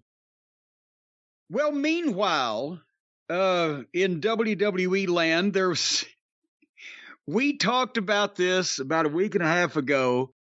Vice TV announced they were going to air their documentary about Vince McMahon to this past Tuesday night, the 13th, and I just went ballistic. And I remember I said, the first documentary out on Vince McMahon, everybody's been waiting to see all these projects. This is the first one out, and they didn't beat it to death for weeks. They didn't advertise it on all of the Dark Side of the Rings and the Tales from the Territories for weeks and weeks. They just, 10 days ahead of time, maybe, they tell us it's coming. What the fuck? Now I know why. Ladies and gentlemen, this won't be a very long review, because we've already done them. Every time we've talked about an episode of Dark Side of the Ring, we pretty much reviewed the Vince McMahon documentary. Besides for Brian Solomon sitting down with some new comments and doing a very fine job of representing himself as a serious individual, talking about factual events. and some new footage of Shitstain illustrating again to God and everybody out in the general public why it's almost impossible to sit in a fucking room and listen to that voice. And I swear to God, bro, he invented the wrestling. And besides that, literally the entire 2-hour documentary was cribbed from Dark Side of the Ring episodes like a goddamn book report that was due on a Monday morning and got started on a Sunday night at 11 o'clock. So, and it did 95,000 viewers, and they were probably pissed off, and that was rotten. But that was just a blatant. And I was on there, courtesy of Dark Side of the Ring. A lot of great wrestling personalities were on there, courtesy of Dark Side of the Ring's already aired episodes. Yeah, by the way, I read in The Observer, actually, it said that you were one of the people that turned down being interviewed for this. So how do you feel if that's true about them using that footage? Well, it's not that I'm not pissed because I did those comments for a program on Vice TV. They've been reused. It's fair use. As a matter of fact, goddamn Evan and Jason have been fair used to death on that program. But the reason I turned it down was simply because I was in the middle of doing, or just had done, or agreed to do, a shoot for Tales from the Territories. And we had planned the upcoming thing that I did on I Was There on the Vice YouTube channel about Lawler and Kaufman. We had also been talking about and knew that I was going to be doing another shoot for other things that are going to be coming up in the new year. And those were all things that I really wanted to do and be involved in, whereas another documentary on Vince that Vice was doing, I was already doing 4 different things with Vice, and I don't have time. I don't want more people coming to the house and have to sit down and shoot, and I can't be in everything. So I picked, so it wasn't. And Jerry McDivitt. Refused, huh? And Jerry McDivitt. No, I haven't spoken to Jerry McDivitt since 1997. Or maybe it's 98, regardless. So, but it was just a rotten program. In hindsight, I'm glad I thought, well, I'll sit back and watch this show without being on it and watch it as a fan. Instead, I watched as I've already seen all this shit. And there was nothing new. And, with the 5-minute preamble at the start with some old high school yearbook pictures of Vince took us into pretty much 1984, and there you go. And then it was 5 different Dark Side episodes. So that's why we don't have much to say about it, and it didn't do very well, as it shouldn't have. I don't know why they did that. All right. Do you know why they did that? I have no idea. It was dog shit. I was taking a drip. I was taking a drip of my Sprite. I could use a drip. I could use a drip right about now. No, it was bad. That's the sad thing, too. Brian Solomon was fantastic on it. And you brought up the first 5 minutes where they showed like the high school photos and they told a little bit from what we know of his early years. That was the best part of the whole thing, because then the entire tone changed, and then it just became Dark Side rehashed with random new clips of Brian Solomon or Vince Russo thrown in, and just loud, dark music playing throughout the whole thing. Just really not good, and now you know why they weren't advertising it, because they must have known. Yeah. This was just, hey, we have a wrestling time slot. What can we fool people into watching? So they did, on a documentary of Vince McMahon, basically what Vince McMahon has been doing for the past 50 years. They sold the sizzle and not the steak. Remember that? That was always Vince's thing, is we sell the sizzle, it's the idea of it. It's the smell of it. It's the anticipation of it. It's getting people excited about something and then chowing down on it. It doesn't have to be the greatest steak if you've built the anticipation. Vince sold the sizzle, not the steak. And now Vice on Vince has sold his sizzle and not his steak. Very good. But I'll tell you what. Well done. If you want some sizzle and some steak that for shizzle will be not only good smelling, but good tasting. I'm talking about the whole experience. They'll get the anticipation up. They'll get you smelling it. They'll get the sizzle. They'll get the excitement. And then they will deliver with a bite of cattle byproduct that will melt in your mouth and just make your knees freeze, your liver quiver, and your spleen turn green. I'm talking about, ladies and gentlemen, our friends at Omaha Steaks and Christmas time or any time. How about New Year's? How about Arbor Day? Chow down on some delicious steak, mouth-watering favorites, the delicious butcher's cut filet mignon, the ultra-juicy burgers. They've got those incredible sirloins. I'm telling you, you will call them sir, and you will say thank you, ma'am, after. And even the air-chilled boneless chicken, the big juicy Franks, and the comfort meals, the Omaha Steaks trademark is because they're the experts. They're the brand name. Why, Omaha, the whole place smells like a cow pen. So you go to omahasteaks.com right now. They are having an incredible sale, which ain't going to last too much longer because Christmas is over and then everybody's going to get hard-hearted again and not want to give a crippled crab a crutch, much less you a deal like this. But right now, you go to omahasteaks.com, 50% off site-wide, half off meat. I mean, they're taking more off than Mandy Rose does on the internet, folks. Right now, plus, if you go to omahasteaks.com, you take advantage of the 50% off site-wide. Now, a minimum order may be required, but why wouldn't it be? Because they're practically giving this shit away, folks. You're going to eat for the rest of 2023 on this. But if you use the code JCE at checkout, you're going to get an additional $40 off your order. So half off meat. Use the code JCE, get another $40 off. I mean, order the whole damn thing. Just the entire, not only a side of beef, order 2 sides of beef. Get the left side and the right side of Old Bossy and put her in the freezer, and you'll be eating till warm weather. Right now, again, omahasteaks.com. $40 off with the code JCE at checkout. Take advantage of the 50% off sale. A gift that will be remembered with every unforgettable bite. And I'll tell you what, you will so enjoy eating every single steak that they send you that particular cow's family will never forgive you, and they will swear revenge until the end of time. So every time you open a front door and you go outside in your driveway, you look around the bushes and you see if there's a longhorn steer waiting with a ball-peen hammer with an evil eye in your direction. That's how much you're going to enjoy this stuff. omahasteaks.com, promo code JCE. All right, well, let's beef up the show with a modern wrestling review. This past week's Dynamite, the AEW television program on Wednesday night, they loaded this thing up. The number 4 of the best of 7 fiasco, the long-awaited match with MJF and Starks. That's the first time we've seen MJF on free television plying his craft in a bit. We kind of said this a couple of weeks ago. Previously, every best of 7 match has been in the main event position or later in the show.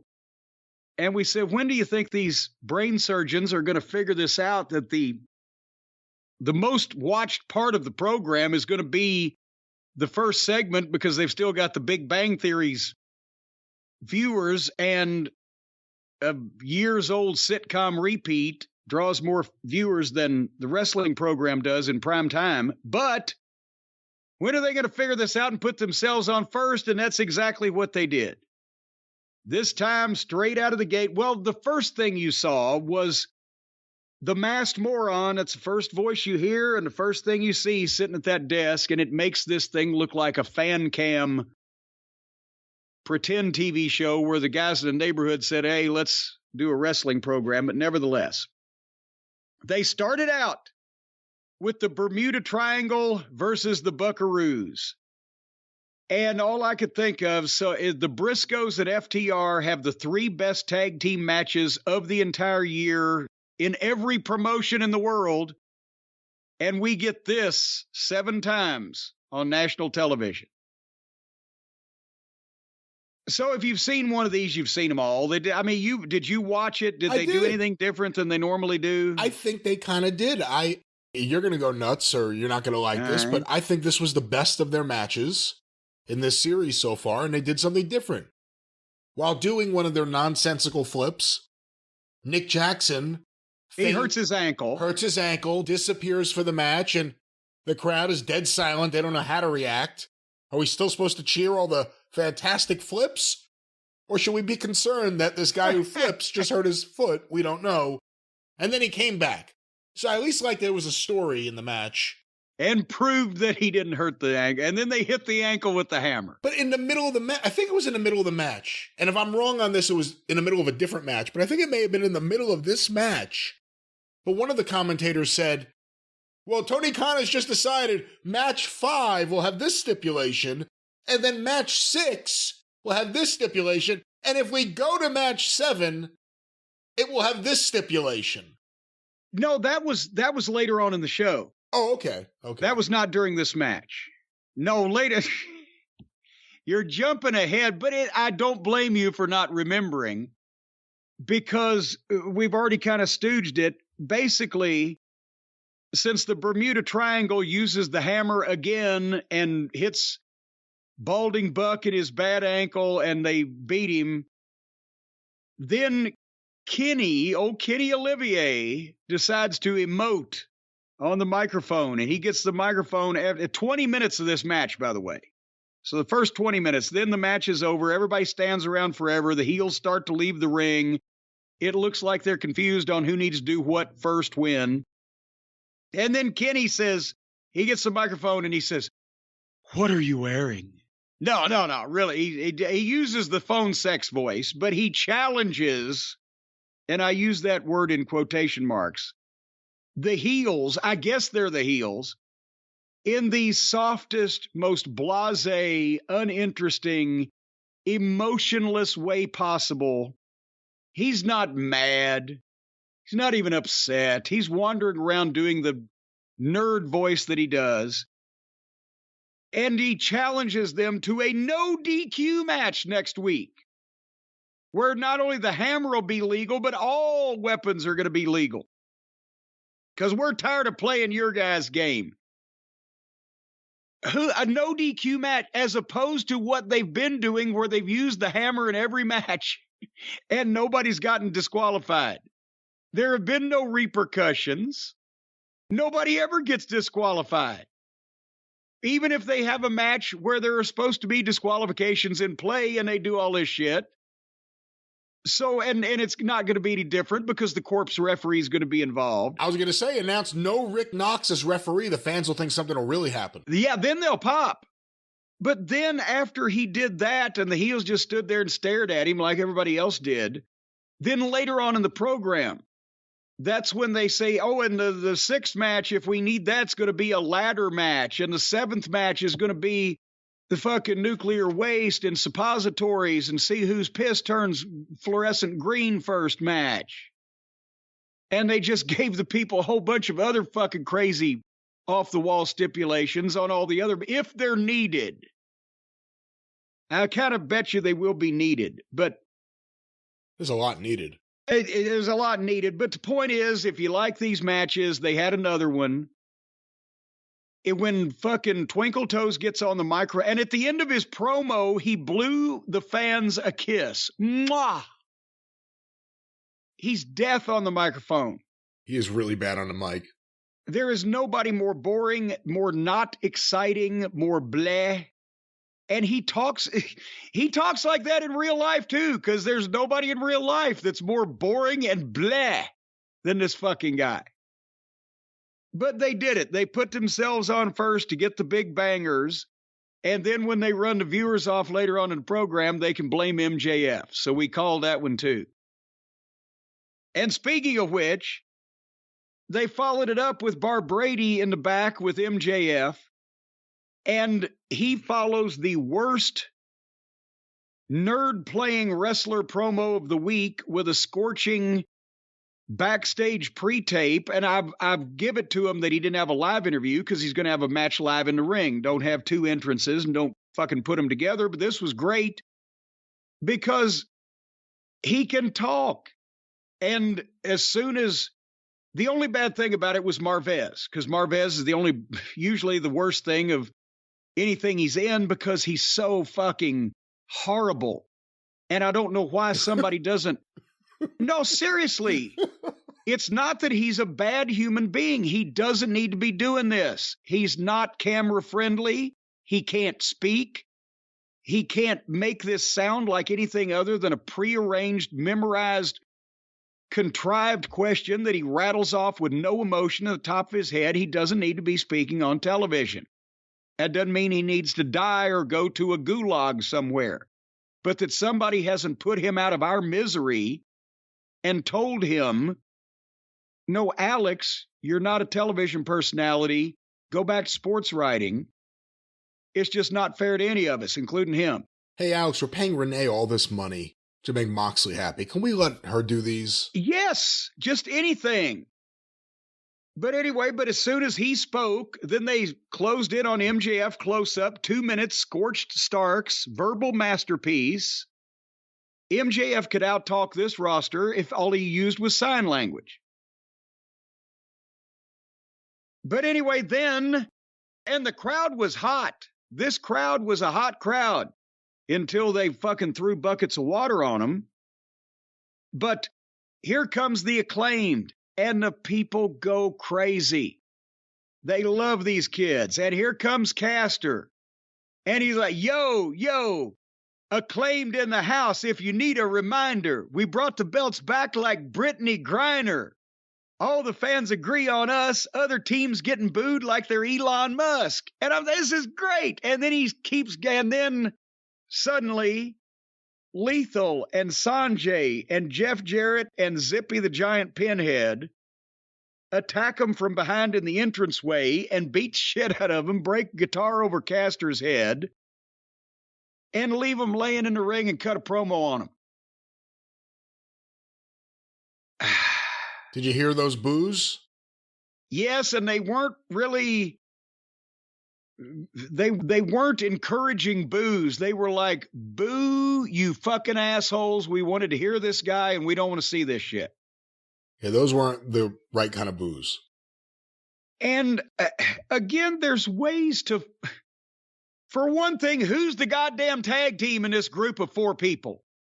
You got a manager, you got 2 single wrestlers, and a goddamn freak of nature. And they gave the EVPs 25, almost 30 minutes for that presentation they did, but they couldn't let the Acclaimed beat 2 guys in 3 minutes and then get the shit kicked out of them. But it's constant over and over. People come out, get jumped, get left laying. People have a match and then still get jumped and left laying. It doesn't work anymore. It's every segment.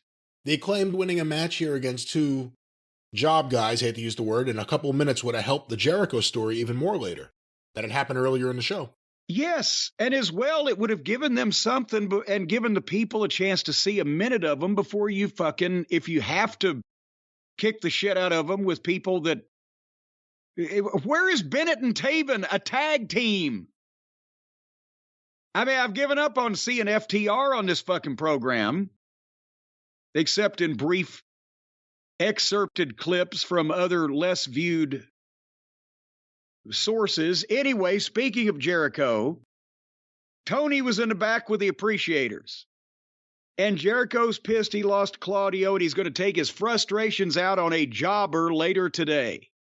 And he tells Garcia to shadow Sammy to learn how not to lose. Are they going to do so? Jay Uso and Sami Zayn over here now? No, they're going to do Daniel and Sammy, not Jay and Sammy. They're setting up the same thing where Garcia's just turned and joined the group, but now he's going to be pissed at Sammy, and Jericho's telling Garcia to listen to Sammy so Sammy can tell him how to. Oh boy! So they're borrowing here, and it's clear when you see these guys standing there that it's a group of stooges, including Hager in the back with his stupid hat, and he's the shits and just a lost cause now. After 3 years, we've seen apparently everything he can fucking do, and that's nothing. But it's a group of stooges to make Jericho look like the fucking... Right now, he's Leo Gorsey in the fucking latter stages of the East Side Kids. You know he's somebody, but the rest of them are new, and you don't really know who the fuck they are. So who's Hunts Hall in this scenario? I think it has to be Hager, just because he's been there next to longest. Hager's the Hunt? All right. Hager's Hunts Hall.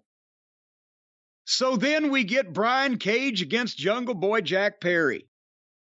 And even when they try to do shit, you've got to remember that unless a human being has a personality, it don't work. Jungle Boy took a choke slam on the apron of the ring, on his neck, on the on the VTR. So he comes out selling his bad neck, but he doesn't sell his bad neck like a feisty baby face who's going to fucking fight through against this big beast regardless. He sells his neck like a kid on the playground who just got dumped on his head and had his peanut butter sandwich stolen. He just had kind of a off-put look on his face, and he's rubbing his neck, and he's kind of walking slowly. None of these guys have a goddamn shit bit of personality. If they can't fucking text somebody or play a video game, they're dead in the fucking water. I'm serious. I used to share locker rooms with some of the most outlandish motherfuckers in the history of the human race. And that's why they got over on television. These guys are bland, boring, and they're pussies. They're just big fucking pussies. And all they want to do is fucking flip around and cartwheel like a bunch of male high school cheerleaders. So anyway, this was two indie guys doing an indie match with no leader, and Brian Cage trying to do 10,000 different moves, whether he can do them or not. And finally, in the finish, explain this to me. I know they want to get Jungle Boy over, but the finishes are so flat, and they're so... He comes out of something Cage is trying to do and hits a Canadian Destroyer, which, okay, it's a stupid move, but it looked great. He gets a 2 count with a sloppy kick out. He could have had it there. Resourceful, quick babyface reverses something 1, 2, 3. But no, that's a kick out. Then he gets the snare trap, which is his modified crossface. Prince Nana, the manager, jumps up on the apron, distracts the referee. Cage, the heel, is tapping out, but the referee can't see it. Okay, we've seen that spot many times in wrestling before, not applied in this context. They do... Jungle Boy gets up and tries to go get the fucking referee, and they do a little awkward slow motion do-si-do thing that was contrived and set up so that Cage could swing at Jungle Boy, miss, and nail Nana off the apron. And then Jungle Boy hit a sloppy roll-up 1, 2, 3. So he hit Cage with a finish that looked better than anything else he did in what I just said, but that was a 2 count. Then he gets the fucking submission hold, and the heel taps out behind the referee's back, but instead of that being the babyface's out to get beat, the babyface just gets up, foils the heel and his manager again, and then beats the fucking heel flat in the fucking middle with a sloppy fucking move that looked worse than the other 2 things. How the fuck? Who's putting this shit together? Tony Khan. Are there no prisons, no workhouses? See, I'm in a Christmas mood. Are there no producers, no coaches? Can nobody say, well, wait a minute, you don't do all those things together. Those are things that happen in wrestling, but you don't do them in that order altogether. Because then you've just... Well, there's a camp that doesn't like advice and thinks that they know best and just do what they think is best, and these may or may not be 2 members of that camp. So then Jungle Boy got on the microphone, and through his nose, he whined out, I want Big Bill. Now, apparently W. Morrissey, who used to be Big Cass, not to be confused with the plump singer in the Mamas and the Papas. Mama Cass. But not Mama Cass. He used to be Big Cass. Right. Then he became W. Morrissey. Now he's Big Bill. Big Bill. Big Bill. Not even Big Bill Dromo, just Big Bill. Sounds like Big Bill used to be alongside Dinty Moore on the beef stew commercials, didn't he? Honestly, tell me, if you're a ring announcer, how do you announce him? Big Bill. Here is weighing 300 and something pounds from who knows where, Big Bill. Does it pass the name test? Does it pass the name test? No, it doesn't pass any kind of test. Name test, sniff test, smell test, pap test. So Jungle Boy whined out Big Bill, but here came Stokely Hathaway instead. And for 30 seconds of the shows as a segment, it suddenly got interesting. When he came out, he said, "You have pissed me off to the height of pistivity." But then Stokely talks to distract Jungle Boy, because here comes Lee Moriarty. At least he doesn't have green hair anymore. So they realized that looked ridiculous. But here comes Moriarty and Big Bill, and they jumped Jungle Boy and got some sloppy heat on him, and the fans didn't give a shit, and it just continued. There was no referees coming. There was no bell ringing. They choke slammed him, did all this shit, and suddenly music plays, and here comes, remember we've been saying, where's he? Here comes Hook. They sent Hook. And Hook, I guess you could term it, he walked purposely to the ring.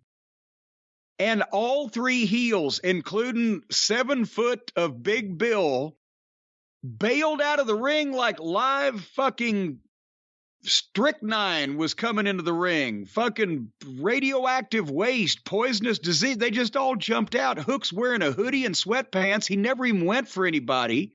He didn't have anything. I don't think he took his hands out of his pockets. He didn't swing anything.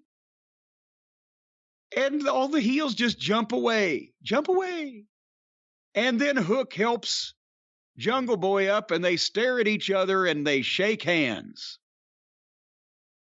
And we like Hook. He's got a different style. He looks like he's in shape. He took his shit seriously. He's got the brooding, what'd you call Darby, an emancipated skateboarder? He's got the brooding, troubled youth look. I don't know what that says about Taz's parenting skills, but why would these heels run from one guy that wasn't even particularly being menacing? But now apparently now we know Hook and Jungle Boy are both baby faces and have a mutual respect for each other. Unless Hook secretly signed a deal already with Stokely. That's why no one made contact with him, and he's trying to lure Jungle Boy in because he fell for this the last time when Christian Cage did it. Do you think Hook has done an interview, or Jungle Boy's done an interview with Tony Schiavone where he says, if anything happens to him, show this in 2 weeks? Yeah. Because if I team up with Hook, there's a possibility he'll stab me in the back. All right. Hey, you know what? We don't know really what he could do in the ring or what he'll ever be able to do in the ring. He's been there a while now, and he barely wrestles. We don't know what's going on, but the fans are still super into him. He's got a mystique. At some point in the next year, is it crazy to think about the idea of MJF versus Hook? If they don't mess him up? No, it's not, because from what I've seen, everybody on this roster would benefit from having a match with MJF just so that he can use his mind to concoct something that they look like they know what they're doing in, and that it makes sense. As we're going to see, he has replaced, MJF has CM Punk in the one segment of this program where you actually see a wrestling match that makes logical sense, and you know who the babyface and heel is. So I think MJF against anybody that's willing to close their mouth and open their ears and let him figure out a way to make it work would be of help to this program. So then we had the Blackpool Combat Club, the BBC. I just say that, it's actually BCC, but the first thing I think, of course, as everybody does, is BBC, because of the British Broadcasting Corporation. But we had all three of the BBCs back there, Moxley and Claudio and Useless. BCC, Blackpool Combat Club. Yeah, that's what I said. And there's more Moxley, blah, blah, and Useless looks out of place in this group. It's so forced. And Moxley is going to stomp Sammy Guevara into a bloody mess and leave him for dead on Friday. It seems like if that was a quote, seems like if they're going to stomp somebody into a bloody mess and leave them in a ditch for dead, they'd at least do it on the higher rated program. It might get more talk. The babyface is always threatening to murder and kill people, and he never does. And he never, ever does. No, but there's been not one fatality, ladies and gentlemen, against Jon Moxley. I thought Moxley was okay in this promo up until that last line. I thought Claudio was pretty good, too, and Claudio was more than most times imposing in the background behind Moxley while he was doing this. Yuta is completely out of place. Well, you know, now that you've brought it up, I can't fucking not see it. He looks just like that fucking superhuman goof on Twitter. I know. It ruined him for me completely. Ruined him. It ruined him. That's right. Wrecked him. Hell, it almost killed him. Fuck this shit. Yeah, well. And speaking of FTS, ladies, not FTW, but FTS, the next match, if you can call it that, was the House of Black versus Solo, Commodato, and Old Dan Tucker. With QT Marshall in the corner. Old Dan to get out the way for Old Dan Tucker. He's too late to have his supper. Supper's over and dinner's cooking. Old Dan Tucker just stands there looking. That was the guy in the Sting mask. Yeah. When they debuted Jeff Jarrett. Yes. Well, now he's with Solo and Commodato. And with Q-Tip. And who are the baby faces? Who are the heels? What the fuck? You've got the Satan worshiping people in the House of Black, and you've got the QTs, pricks and assholes that have been heels since the start of this program. But it doesn't matter anyway, because they didn't have a match. Because they all get in the ring, and Julia blows mist on Commodato. Kind of, it wasn't black mist. I didn't see, I saw it looked like she spit fucking Sprite in his face. And then the House of Black jumps the other guys and have a big 6-way on the floor and failed to break a table when they threw some guy on top of another guy on his fucking head on the table. And then they rang the bell for the match. And at that point, Malachi Black hits QT Marshall with his kick. And 1, 2, 3, and they ring the bell to end the match in 5 seconds. And then, okay, if the House of Black are heels, then how did they get anybody mad at them when they just beat up and humiliated other heels? And if they're supposed to get over on their wrestling, how did they do that when they didn't do any of it? And if they're supposed to get over as badasses, well, they did the same shit that everybody else does on every other segment of this program. They took guys out on the floor and rattled them around, not for as long as most, and they couldn't even figure out how to break this table with 2 guys on it.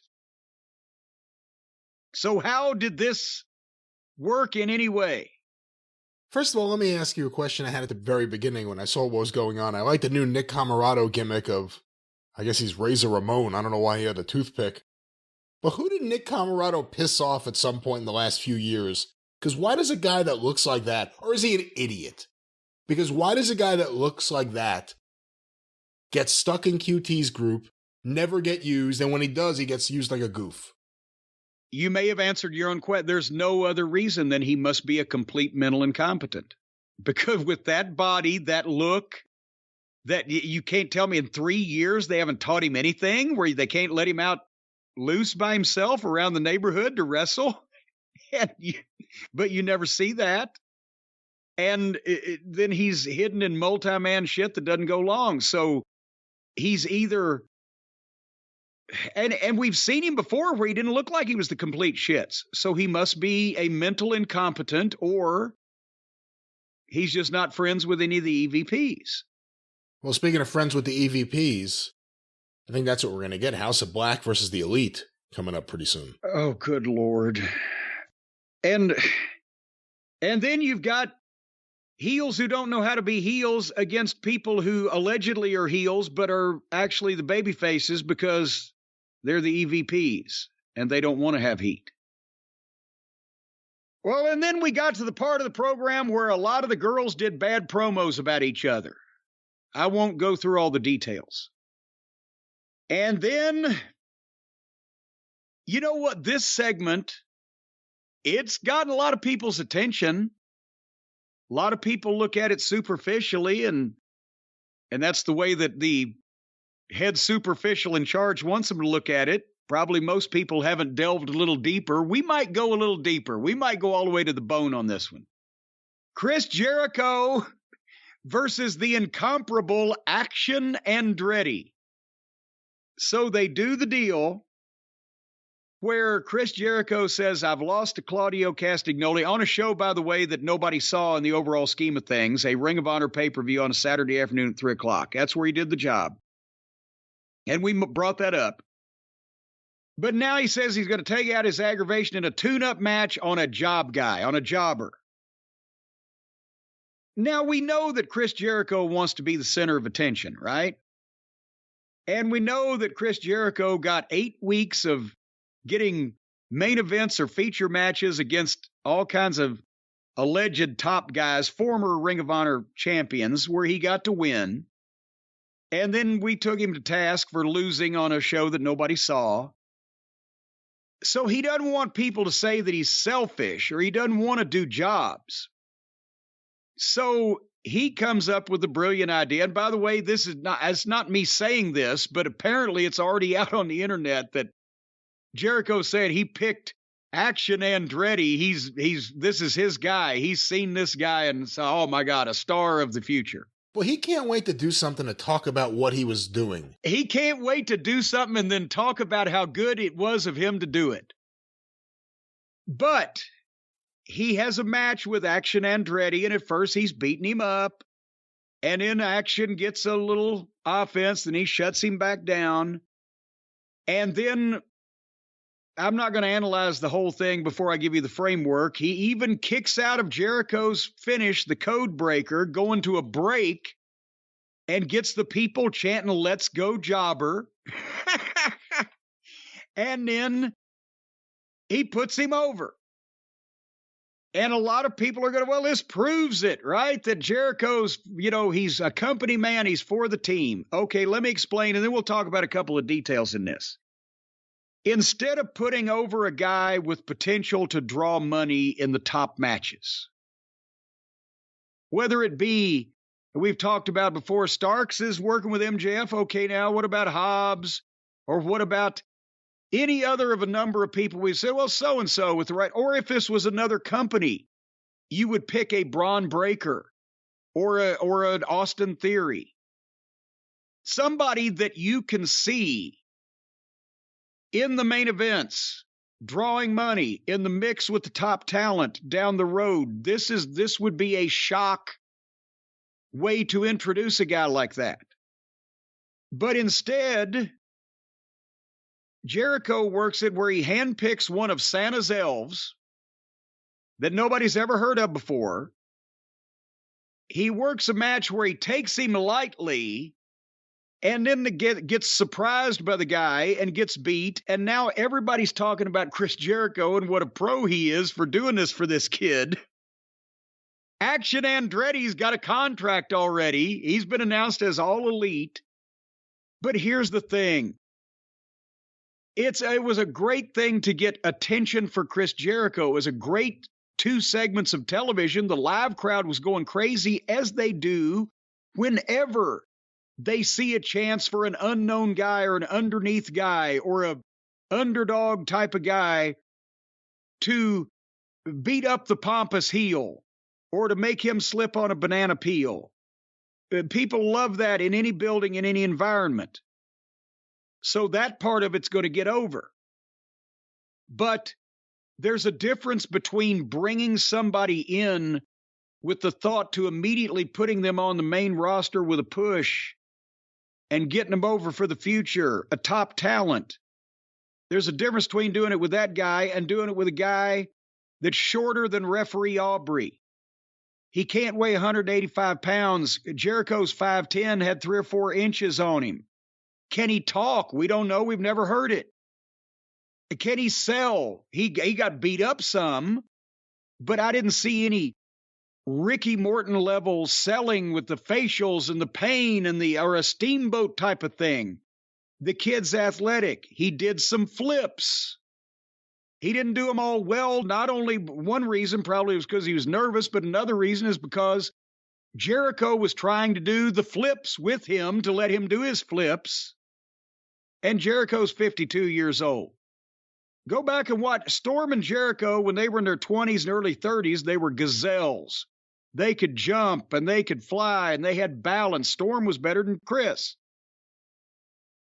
But in its father time, it's not a goddamn shortcoming of his, but he couldn't flip, flop, and fly with all this guy's spinning shit like he could have 30 years ago, and he was trying. But the kid, he can do the same kind of stuff that every other guy on this fucking show can do. There was nothing to indicate that he's a main event talent that's being earmarked for a rocket push up the charts, so it wasn't that. He's a good athlete. He's small. He has probably limited experience. He's got limited upside right now and for the next several years. And unless he's still growing, probably for the rest of his life. But Jericho did this for attention. And he picked this kid because it would get over with the flippy fans, which is the ones that are more likely to fall for this because they have the most superficial knowledge of wrestling psychology. He picked the kid because they wouldn't take it seriously that Jericho got beat like if he did the same thing with Starks or Hobbs or Theory or Breaker or a legitimate upcoming talent. This kid's not even ready to be Daniel Garcia. But it got a lot of attention on Chris Jericho. And they basically, after he started surprising Jericho with all these things at the end, overlooking the fact that he'd already taken Jericho's finish, had the shit kicked out of him, but at the end he's 100%. They went for a spinning something that Jericho was supposed to catch him and do something, and it didn't work out, and Jericho went over on his head. And Action Andretti hit a running standing moonsault. 1, 2, 3. So the thing is, they didn't make a new star here. They got a great couple of segments in the building, and the attention goes to Jericho both on camera as relates to the storyline of him being flummoxed over his loss and lost again. And the attention goes to him on the internet because he was so charitable in finding this upcoming superstar and putting him over. But he put him over specifically because if he put this kid over, he'd have all the attention. Whereas if he put a real contender to be a main event player over at this stage of the game, that guy would get the attention. Have I articulated this to where you think most people have understood the underhanded nature of this swerve? I guess so. I think so. I will say I enjoyed it, even though it went a little long. It was nice to see something like this on the show because the crowd was so into it. Naturally, and I'm sure you've seen this, and maybe I get you addressed a lot of this, but just to compare contrast, the one example most people are pointing to because of how big it was, and it was seconds, and people still remember it. Sean Waltman, before he was the 1, 2, 3 kid, against Razor Ramon on Raw. Well, and I think we've talked about this here the past couple of months, not with this context of this happening, but they used Sean, I'm going to say a time or two before that as a job guy. So people had seen him, but at the same time, they had no idea this was going to happen. But the plan was from the start, the reason for it to happen, the reason for Sean Waltman to beat Razor Ramon and to become the 1, 2, 3 kid was because they intended to start using him full time on the main roster as the underdog, feisty young babyface kid, because they saw that in him and they saw that he was going to progress. And that's why he didn't. Are you mean to tell me? And now here's the thing. I don't know which one I want. Okay, if Action Andretti was going to be on TV nearly every week for the next however long and start getting a push and start winning matches and being used as a main roster talent, then maybe that was a plan and that this wasn't just a waste to get attention on Jericho. But then if they did that, it would mean we'd have to watch fucking Action Andretti every week. Because I remind you, Sean Waltman was painfully thin in those days, but he's 6 feet tall. Yeah, and by the way, I'm not disagreeing with you because there's a reason why Jericho ran the next day to tell everyone the story about how he had picked this kid and decided to do this. Whether or not it helps Action Andretti, who we've only seen this one time, apparently he was on YouTube a few times a while back. From what we've seen, we really can't judge him too much, but Jericho absolutely did this so people could not say that he doesn't put anyone over. Look, I'll take anyone. I'm going to pick anyone here. I'll take him. And I'll put him over. I'll make him a star. That's what this is. Well, and again, as I said, Sean Waltman was 6 feet tall. And yes, he was thin, but that was part of it. But he also, that was 1990, was it 4? 93. 3. Okay, he'd been in the business for, what was it, 5-6 years at that point at least. He started in Minneapolis. He and Jerry Lynn had that program for the independent promotion up there in the Twin Cities and had gotten some attention on an underground, on the sheet readers level. But he knew how to sell, and he had a unique style, and he had some oomph and some charisma as that underdog kid. And then he got older and grew up, got a little bigger, got a little tougher, and he was a heel and a blah, blah, blah. But there was something to him. There was a plan in place. It wasn't done for a shocking moment. It was done for a shocking moment to introduce a new full-time guy. And that does not compare to what happened here. And also, like I said, and he may be a good kid. I don't know how old he is. Like I said, he's probably not going to get a lot bigger. But right now, you could just tell he's doing the same shit that everybody else does in independent matches, running up and down the ropes and flipping and things, but he's not ready to even be Daniel Garcia in this environment. He's in way over his head. We'll probably never see him again on Dynamite. He'll probably be on Dark or Elevation. Now that he's signed, Oh, no. They got to do something with him. No, I think they're going to have to use him on Dynamite for a while. Otherwise, it will be apparent what this is. Well, then if they use him on Dynamite, it needs to be for Jericho to somehow obliterate him or throw Agent Orange or Napalm on him or something, and then some higher level babyface come to the rescue to get in a program with Jericho, because possibly Claudio or somebody, whatever the fuck, because we don't need to be seeing, this kid does not need to be seen being put over or just working every week on television. At this stage of his game, they will be convinced for the rest of their life that that's him, and he's too green for that. Because they've got guys that can do these flips better. So find somebody that brings something different and special. Charisma, personality, toughness, balls, seriousness. We got enough acrobats and cheerleaders. They all just blend in. Anyway, so then Starks was in the back with a blistering promo on MJF of his own, and he fucking hung. He's got emotion and passion and delivery, and the verbiage was good, except that he promised he was going to be the AEW champion. And that's a no-no. Aspiring baby faces never promise you're going to win the big match or the big title, the big belt, whatever, unless you're going to. You can mitigate it in ways that they'll never even notice. You can say, I'm going to prove I'm the man. I'm going to prove I'm the toughest. I'm going to prove I'm the best. I'm going to waltz you across Texas. I'm going to fucking give it my all. You'll have to kill me to beat anything. But I swear to you, I'm going to be the champion. If you're not going to be the champion, you're a baby face. You've just fucked up. But otherwise than that, you can tell that Starks, he's in like the FTR and the Briscoes match. He's like doing everything he can to prove that they have been idiots for not featuring him before now, and to give everybody a reason to pay attention to him, listen to what he says, follow this motherfuckers, whatever. And the promo that you can tell he came up with on his own was better than anything that anybody in the WWF has written for fucking months.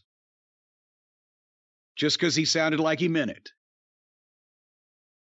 And then we got the package on FTR and the Guns where the Briscoes were actually seen momentarily, but their names were never mentioned. It was like, here we are having this double dog collar chain match with two people that have never been on the television before, and we can't mention their names, but these other guys came in and fucked shit up for us afterwards. And that was FTR's contribution to the program. By the way, the EVP's 25 minutes, FTR 25 seconds. Did you enjoy Ty Melloconti versus Ruby Soho, young Brian Last? I watched it, and I wanted to enjoy it, and I was fascinated by it, and I watched it. Did that answer? I believe you mentioned that. Did any of that answer what you asked? No, I gotta, again, this was a grudge match, like they all are, so they did the deal where they fought on the floor forever before the quote-unquote match starts. When did they start doing that? When did they start doing that, where they can fight for 15 minutes all over the arena and the referee will just stand there, but once that they decide to get in the ring, then the referee will take 5 seconds, say, oh, yeah, everybody okay? Okay, ring the bell. When did that start? When did it become a thing? I'm not sure. Did they do that with Brett versus Austin? I don't remember it. But if they did, and I because it would only have happened maybe that once, like ever, maybe that's why it didn't slap me in the face, but 3 times on the same program every week, it's starting to get old again, too. And it used, when the heels jump-started the babyface, the referee is like, oh, shit, ring the bell, the match is going. And then your match is going. But when you're just having a fucking fight around the ring and the match is not even happening, it's just... Having said that, I thought this was a better fight than most of the AEW girls matches. They were serious. They were laying shit in. Let's face it, there's no goddamn steamboats here as far as in-ring work, but they were trying. They kept it going. They didn't seem to get too lost. And I've got to say, again, that Ty Melloconti has the best facials in the wrestling business. Bitch face, shock face, whatever face. She's got some charisma. But then finally Ruby hit her finish 1, 2, 3. And then Anna Jay came in and the heels beat the baby face up and left her laying like every other match on every other show. You watched it. What else did you get out of it? That's about it. All right. So then we had Adam Page in the back with Officer Barbrady talking about his concussion. And, I have to say, even if Page doesn't have any personality and he's blasé with his delivery of his promos, there was good material in this one because he was talking about his concussion. He's sitting there and he's saying, yeah, when I took a nap on the mat, I came to, they're asking me questions. I knew most of them. I knew what date it was. I knew what town I was in, whatever. But then they showed me the picture of my son. And he looked up at me with his green eyes and I couldn't remember his name. That's a good concussion promo. The problem was this fat, fucking, goofy-looking outlaw piece of shit, Pizzeria Uno from the Dork Order, was standing back there in a flannel shirt and a windbreaker and a fucking cross between a gimp mask and a fucking shark mask. shaking his head, holding his face, and acting dramatic over what Paige was saying, which killed the whole goddamn thing. And the only reason he was there is because Moxley had said earlier, Paige, you and your dork order buddies, you know where to find me. So they had this fat fucking potato-headed idiot standing there looking like a goof to illustrate that Paige is still with the dork order, the biggest bunch of jack-off morons that have ever been presented on national wrestling television. So at the same time that Paige actually put forth the effort to do something halfway decent, they got this idiot in the back killing the whole thing, and they're still telling the fans that he's associated with the stupidest, most underneath, ineffectual, limp-dicked job guys that have ever been foisted off on a fucking unsuspecting public. So I didn't like that interview. What'd you think? It was all right for what it was. I'm not a big fan of Adam Page's promos, but for him having an explanation, like you said, it was fine. And I'm not a fan of Pizzeria Uno, but it certainly didn't bother me to the extent it bothered you. Did you see him just... I mean, he couldn't make faces because he has a mask on, but he was doing the pantomime equivalent of pulling goofy faces. Then Dustin Rhodes was reduced to doing a promo with the Puddin' Gang, Pockets, and Danhausen. No wonder he wants to retire. And then we got to the main event for not only the AEW title, but also the Dynamite Diamond Ring. And they've been plugging this match, MJF and Ricky Starks. And you could tell that MJF didn't have as much riding on this as Starks because MJF is already the champion. He's a lot more, I think we can say, established. He's a lot more confident. He knows what the fuck he can do. And I think Starks was a little amped up here, a little excited, sort of like when we worked with the Road Warriors in their gimmick hometown of Chicago. They came out, they had goosebumps. It was a little rough for the first couple seconds. Starks kind of botched the first spot, and I started getting worried, but MJF knocked him over on his own clothesline, backed up, danced a little bit, started again, didn't get in a rush, and they got in a groove. And I was thinking at this point, where and when would MJF and Ricky Starks have worked with each other? Where would they have last time, if ever? Probably MLW, maybe. Would they have ever been in the same ring with each other? Can't think of it. I don't have an answer for you. I'm assuming somewhere on the independents, but who knows if they even have. But somewhere on the independents would have been a few years ago. It would have been at least 3.5, 4 years ago, yeah. Yeah, so I'm thinking that's pressure for the first time you ever work with a guy in the main event for the world title on national television. This was good. Even if Starks bobbled a thing or two, that's what they need to do, is they need to have more matches.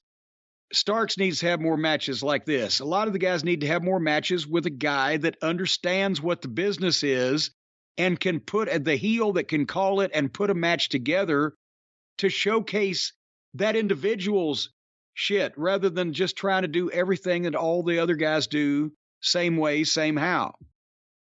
So that's why I said earlier, MJF has taken the Punk spot where he has the wrestling match on the show with no funny shit. It makes sense. You know who the heel is, who the babyface is.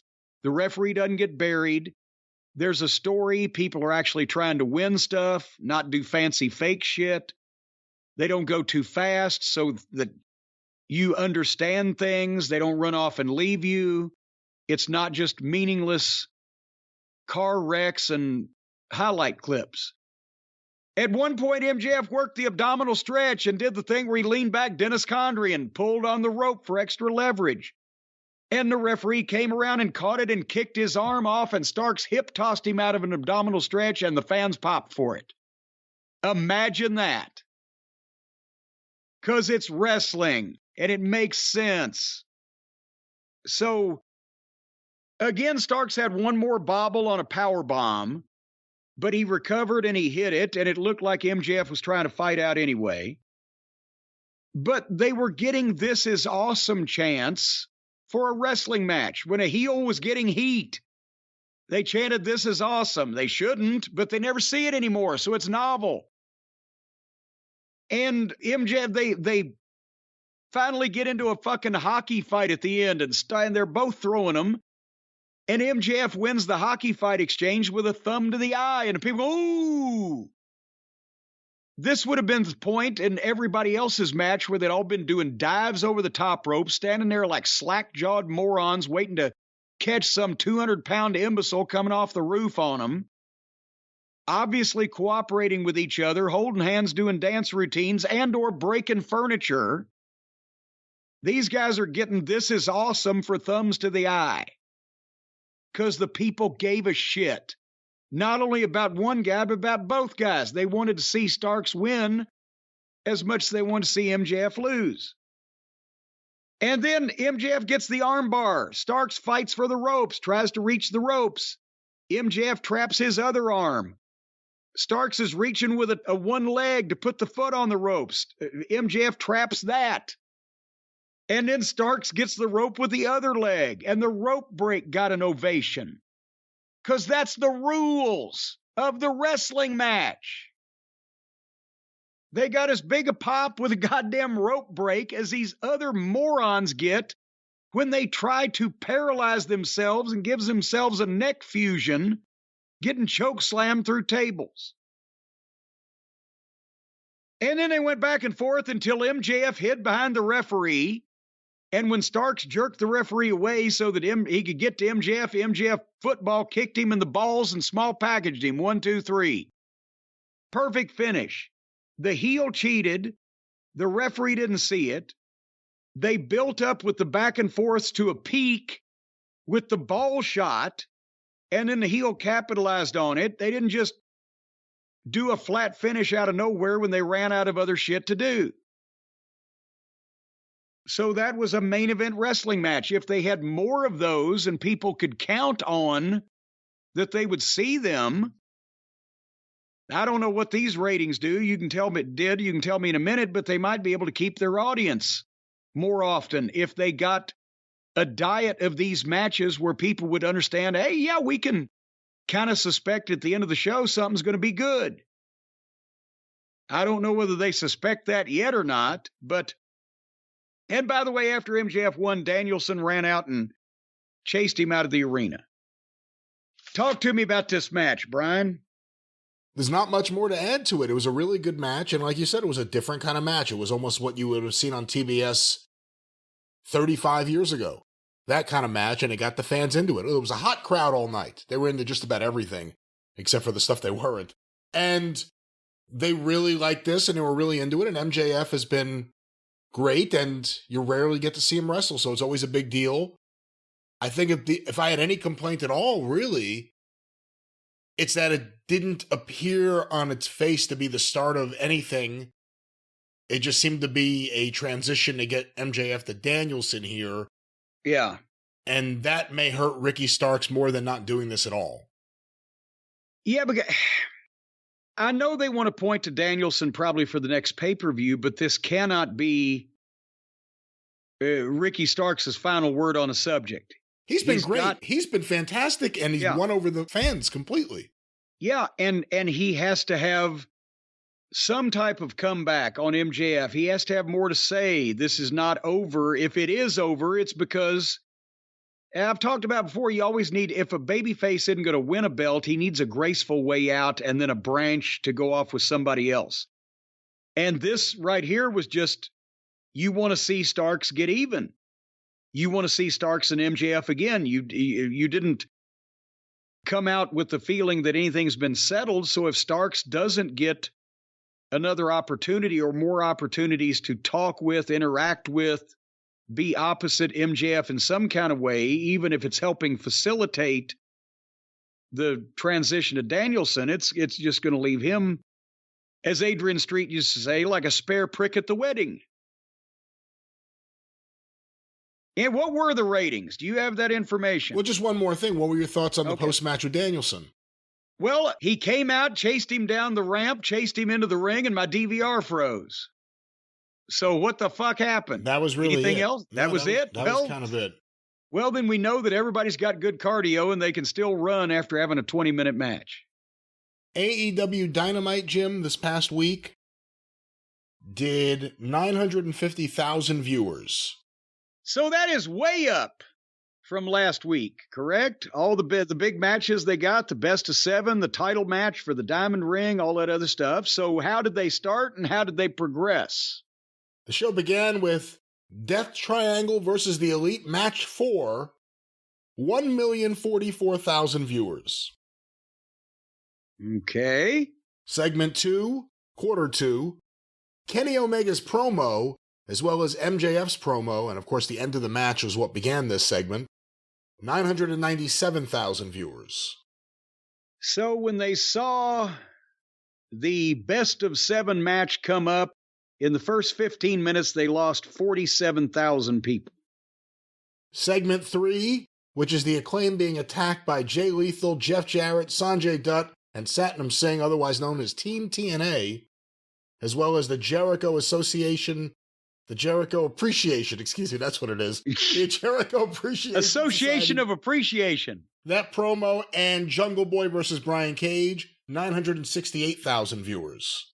So they lost another 29,000. Segment 4, the fourth quarter, which is the end of the Brian Cage versus Jungle Boy, and of course Big Bill segment, and the return of Hook, the Blackpool Combat Club's promo, a Swerve Strickland video, and the House of Black versus the Factory, 926,000 viewers. Jesus Christ. And by the way, I forgot about Swerve because since it was a video, I kind of got all the way through it before I realized that it was wrestling. And but they lost another. Yeah. They lost another 42,000 there. So they have lost in the first hour, they lost 118,000 people. Well, the 9 o'clock. They need to pick some back up or elsewise their overall math is wrong. Well, here we are, the 9 o'clock hour. Chris Jericho versus Action Andretti. There's now 2 wrestlers in AEW who have wrestled in the last year with the first name of Action. How about that? Action Andretti versus Chris Jericho, 981,000 viewers. So the EVPs put themselves at the top of the program to get the Big Bang viewers, and Jericho put himself at the top of the 9 o'clock hour to get the switchers overs, because you can't tell me that they said, Chris Jericho versus Action Andretti is going to bring 55,000 people back on the face of it. And they didn't know it was anything but a squash match. So that's the top of the hour, tuning in from something else they were tuning out. Whether it's Chris Jericho or the Elite, whoever gets themselves booked on that show before the women's segment is the smart one. Yep. The next segment, which would be 9:15, segment 6, which is Ty Mello versus Ruby Soho, as well as a Ricky Starks promo, 903,000 viewers. Oh! So they lost 78. They had picked up 55,000 at the top of the hour, and after that 15 minutes, they lost 78,000.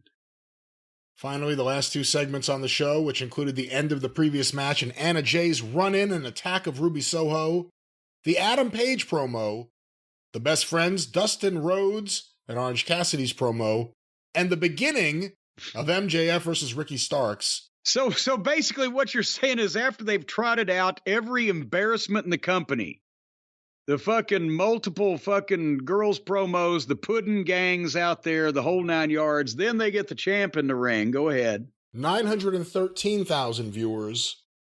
And the final quarter. So wait a minute. So they gained 10,000 back through all of that on the hopes that they might see MJF. Go ahead. And the final quarter of the show, MJF versus Ricky Starks and Bryan Danielson's run-in at the very, very, very end, 891,000. And then there went 22,000 more. Every week, they'll blame MJF now. Every week now, and we keep pointing it out. It's hard to deny. It's the women's segment that drives off the most viewers.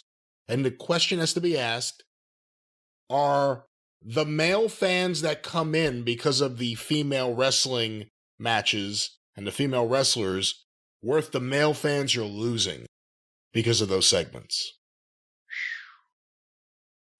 So they have almost 1 million people at the top of the hour and give them such dreck for a 20-25 minute period before that main event that they run off almost 100,000 of them.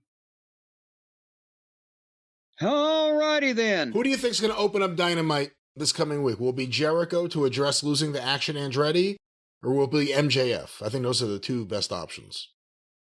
Not the two best options. Those are the two most likely The two most likely. I think the EVPs have got a taste of having 1 million people watch them for the first time ever, and you're going to have to blast them out of that first segment with Dynamite.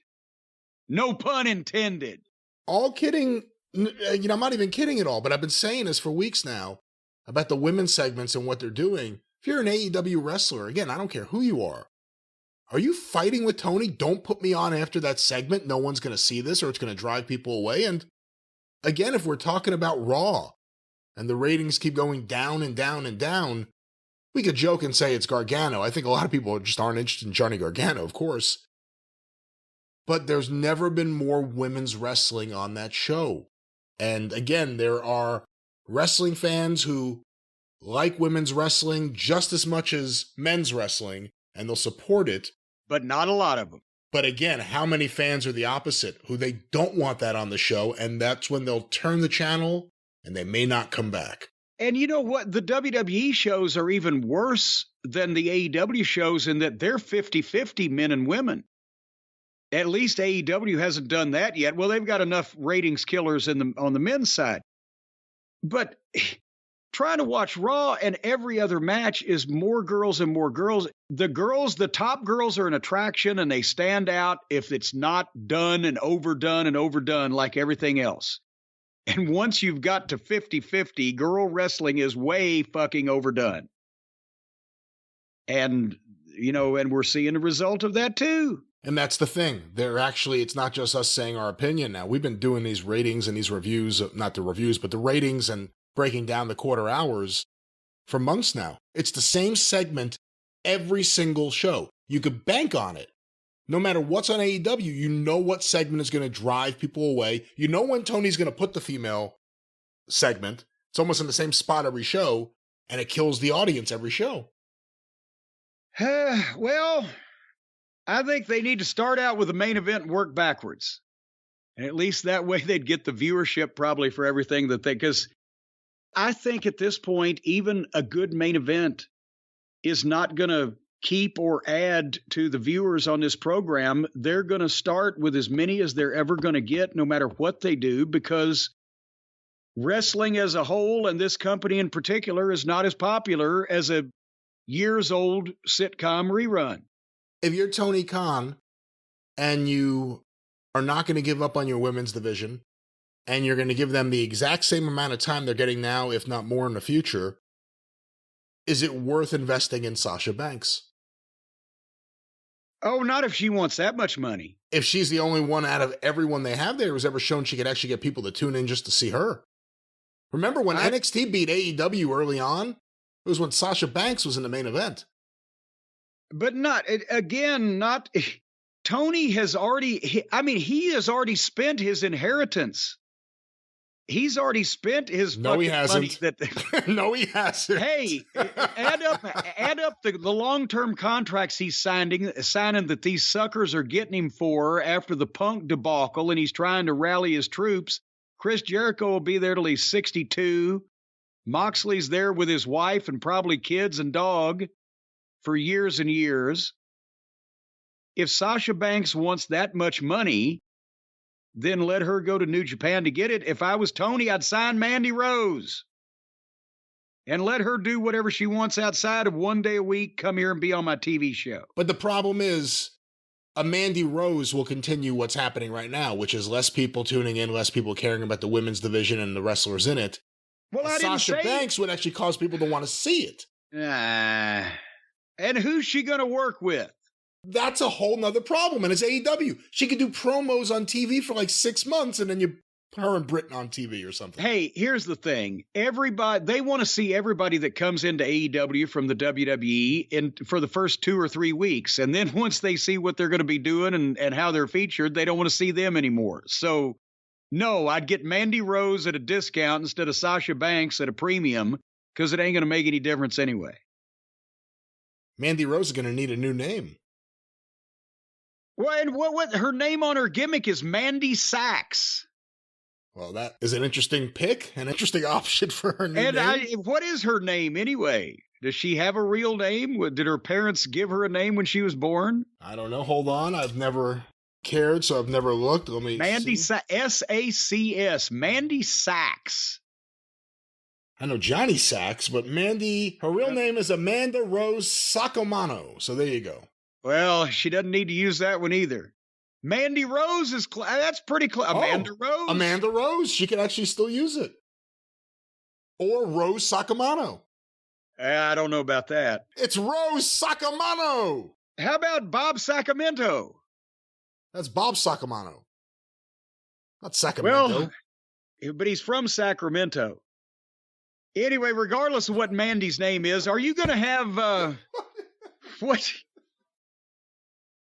Are you going to have people playing the name game on the wrestling news this week or over at the Arcadian Vanguard Network? What are you doing? No name game, just straight news, ma'am. Of course, the wrestling news at thewrestlingnews.com are available wherever you find your favorite podcast. Free daily wrestling newscast every single morning coming at you. Get all the news, everything that's happening in the world of wrestling, usually between 7 and 15 minutes. Quick, compact, full of news, no opinion, and free, best of all, the wrestling news. Again, stream it or download directly from thewrestlingnews.com or look for Arcadian Vanguard's The Wrestling News wherever you find your favorite podcasts. Of course, get information about all the shows on Twitter at Superpodcast or on Facebook, facebook.com/Arcadian Vanguard. And of course, the 605 Superpodcast, The Mothership! Oh, that sucked. Oh, that wasn't a good one. Thank you very much. Go through the archive today at 605pod.com, available wherever you find your favorite podcasts. The Mothership. You know, Brian, I've got an idea. We're talking about the girls wrestling. We're talking about Mandy Rose's exploits. I've got a new name for Mandy Rose. She could change her name. Yeah. It won't be what's been used by the WWE, but it will still be recognizable around the world. Mandy Rose could become Manscaped. See? Because as much business as Mandy Rose is doing on the internet, Manscaped is doing even more. Because right now, we're closing down on time. It's the holidays. You got to stuff those stockings. You got to stuff whatever you want to stuff. And if you want to stuff things, you're going to have to keep your supplies clean and smooth and slick and smelling good. Because elsewise, you're not going to come down anybody's chimney. So, my suggestion is go to manscaped.com right now. The perfect gift, of course, is the Platinum Package 4.0. We've talked about it. It contains so many of the finest personal grooming products on the planet today, but even more. How's that for popping those peas?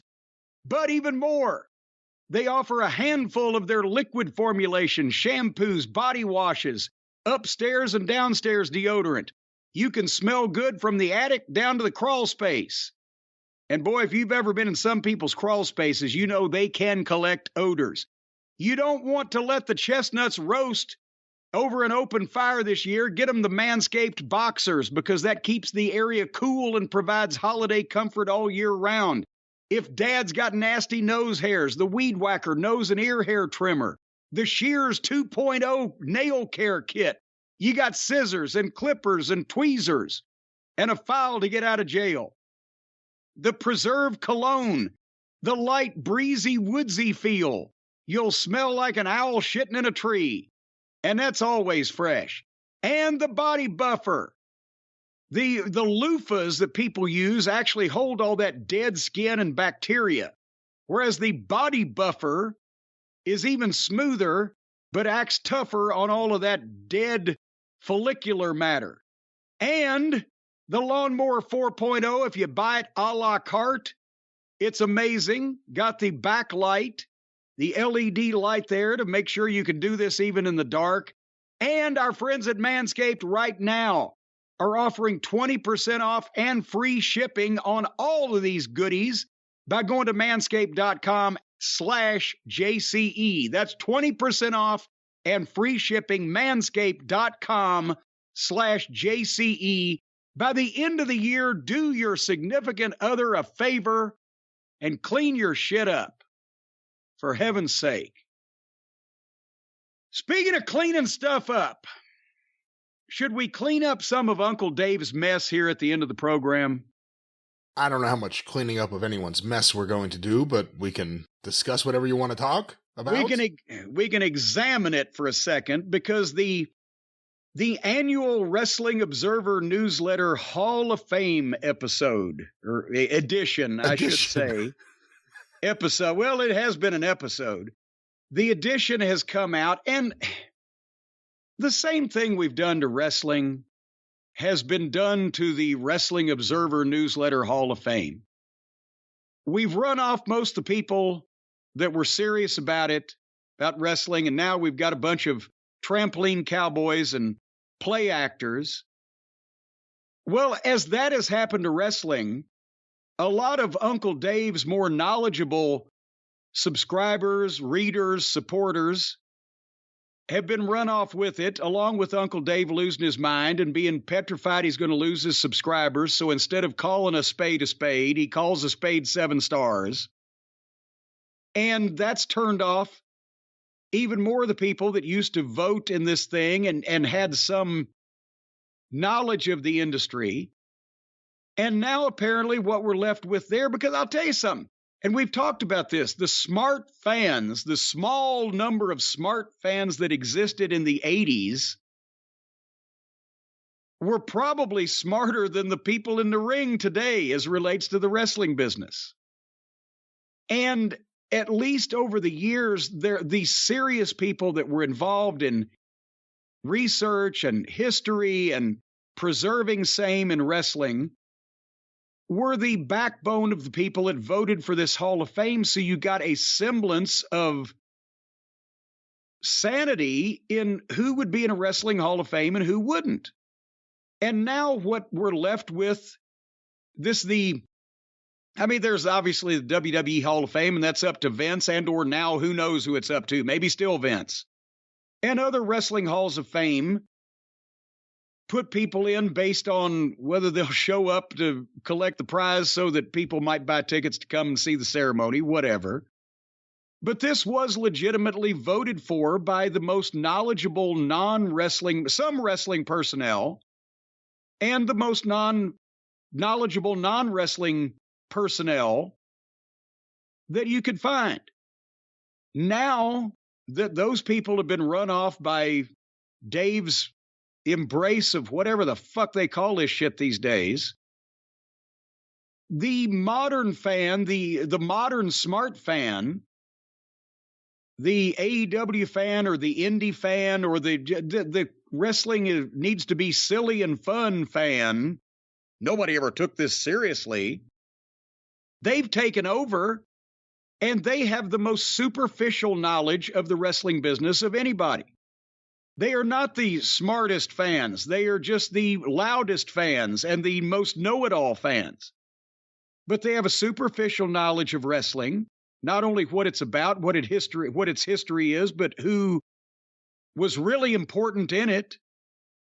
Their historical knowledge is nil because they're just like the modern wrestlers. They think they don't need advice and they can't learn anything because, well, that was back in the old days with the 15-minute headlocks that somehow people think that used to happen. So what we get is, if you see somebody on TV or you see them on the internet or they talk about them on Twitter, they get voted into the Hall of Fame, whether they're worth a shit or not. But somebody who could have been one of the biggest attractions in the history of wrestling in some place or other is overlooked or not voted for because these people don't know who the fuck they are. And how that they're their work or their promos or their drawing ability or their importance in general to the wrestling industry dwarfed whoever the fuck went in this year. Because I only recognized, except for the non-wrestler categories, one of the fucking names. Actually, two. Mark Rocco. I can't argue with Rollerball Rocco being in the Hall of Fame, but I can argue with him being in the Hall of Fame in front of a variety of other names he's in front of. And then I recognized Kota Ibushi, and we all know how he got there because he's another Japanese comedy figure that wrestles blow-up dolls and small children and engages in various activities in and out of the ring with Twinkle Toes McFingerbang. And that's where he's noted and known by these silly wrestling fans. I'm not talking about the fans are silly. I'm talking about their fans of silly wrestling. So, Brian, we'll go over a few of the people who didn't get in, but I'll make this one a spoiler, and then you can tell us who got in the Wrestling Observer Newsletter Hall of Fame this year. But Kota Ibushi is in the Hall of Fame for wrestling. Sergeant Slaughter is not. Am I correct on this? You are correct. Sergeant Slaughter fell a few votes short of getting inducted. But Kota Ibushi, for his noted encounters and mega-selling matches with sex toys and where he sticks his finger up other guys' asses, and his finish with Twinkle Toes as his tag team partner was called the Golden Shower. He's in the Wrestling Hall of Fame. Sergeant Slaughter is not. I just want to say that again. Who else won this year? Well, Kota Ibushi's very popular with Observer readers. They like his matches. That's exactly what I just spent 10 minutes saying. The people that Dave is left with, this is the kind of Hall of Fame figure that they believe is deserving. Well, the people who went in this year, the highest percentage, 76%, for Akira Taui and Toshiaki Kawada, who are certainly a Hall of Fame caliber tag team. Okay, but again, Akira Taui and Kawada. Toshiaki Kawada. They're in the Hall of Fame. But the assassins, Tom Renesto and Jody Hamilton, are not, as last I remember. Ole and Gene Anderson are not, and Kurt and Carl von Bronner are not. Right, and again, Kawada's already a Hall of Famer. There's been a big debate for several years about Taui. This is the first year, and this is something we used to talk about on the old 605 Hall of Fame specials. For the first year, Dave opened up tag team voting, and the first tag team to be voted in under these rules is Kawada and Taui. Next on the list, also with 76%. Actually, let me stop and say this, because this goes into the overall voting. Taui and Kawada got in 76%, 148 votes. The next person is Mystico, 76%, 74 votes. Mystico, a major, major drawing card in Mexico. Kota Ibushi, 65% with 128 votes. And right on his tails, Tatsuya Naito. Tatsuya Naito! With 127 votes and 65%. Rounding out the list are Los Villanos, Lucha Libre Legends, 59 votes, 63%. And finally, Mark Rollerball Rocco, who received 80 votes for 62%. And also historical candidates inducted, seemingly at will, and deserving, Johnny Darrow and Johnny Doyle. No. Lou Darrow. Lou Darrow and Johnny Doyle. I had Johnny Doyle on my mind. Lou Darrow and Johnny Doyle. I woke up, I had Johnny Doyle on my mind. That's what Cornette used to sing.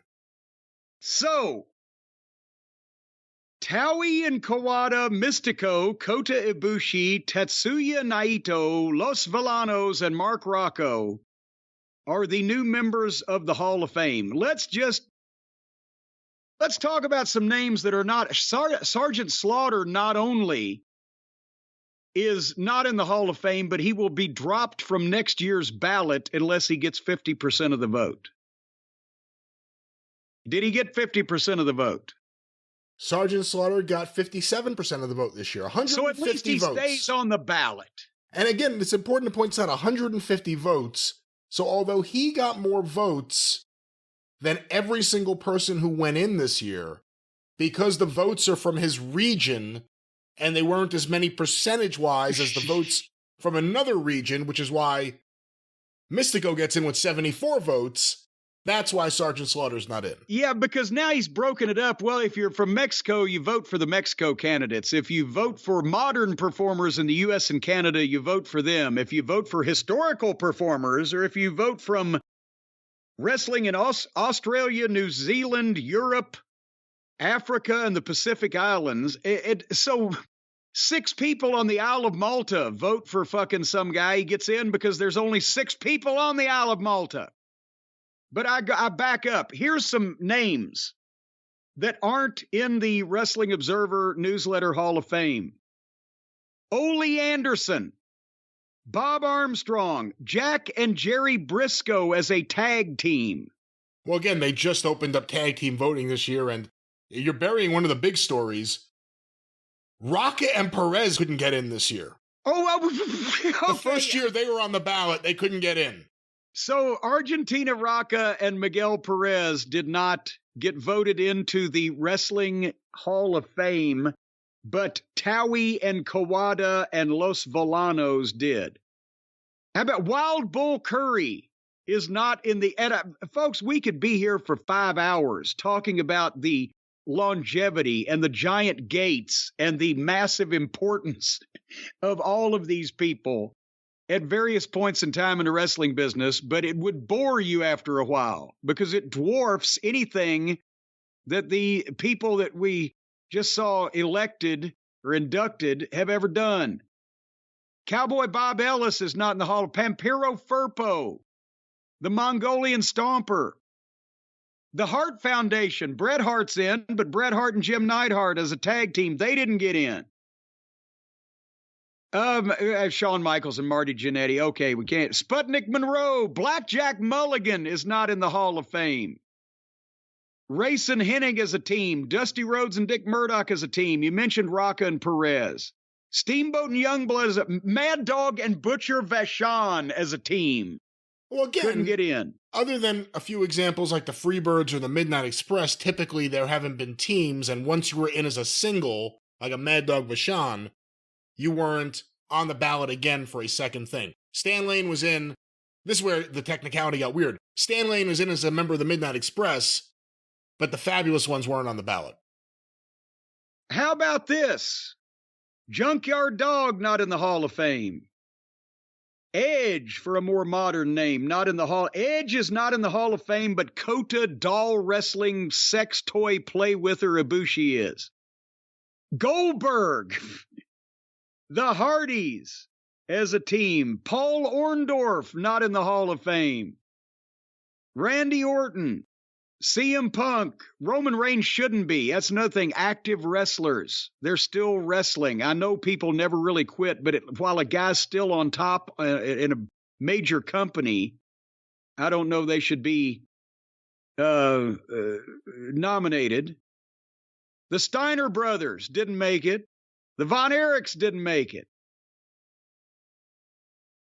But by cracky, Towie and Kawada and Kota Ibushi did. So Mystico is more important in the history of professional wrestling than Wild Bull Curry, Blackjack Mulligan, Cowboy Bob Ellis. No, and let's just make sure we say it. He's not. It's about the voting, who's voting, and the way the ballots are being counted and put together. Because again, anyone could say we're going to have this big vote for someone in wrestling. I think I read somewhere, and I didn't see this in the Observer, maybe I missed it. He said there were like 400-something people voting last year and a few hundred people voting this year. That's a lot of people. I got turned off when I started seeing the results of things that were happening and who was getting in a few years ago. I didn't vote. For the record, I should just say, I get a ballot. I haven't voted in the last 2 years. I don't know if I'll ever vote again. But I started hearing about other people's ballots, not other historians or whoever is classified as a reporter, but other wrestlers who were given ballots by Dave And that's when I realized there's a problem, because when you give people who may be in an industry but have no knowledge whatsoever a ballot, you're changing things. I knew a wrestler a few years ago, and I don't want to say who, and I don't even want to disparage the person he voted for, but hopefully you understand what I'm saying. He voted for Brian Pillman, ahead of like a whole bunch of people who are clear-cut Hall of Famers. Brian Pillman was his favorite wrestler. He voted for Brian Pillman. That's all it took. When you look at this year's voting, the reporters, because Dave breaks it down, the reporters, the number one vote was for Tetsuya Naito. In order. Tetsuya Naito 1, Mystic 2, Johnny Saint 3, Kota Ibushi 4, Kawada and Towie 5, Rollerball Rocco 6, Rocca and Perez 7. Oh my God. Okay, and even if you go with, let's just look at the Europe, Australia, New Zealand section.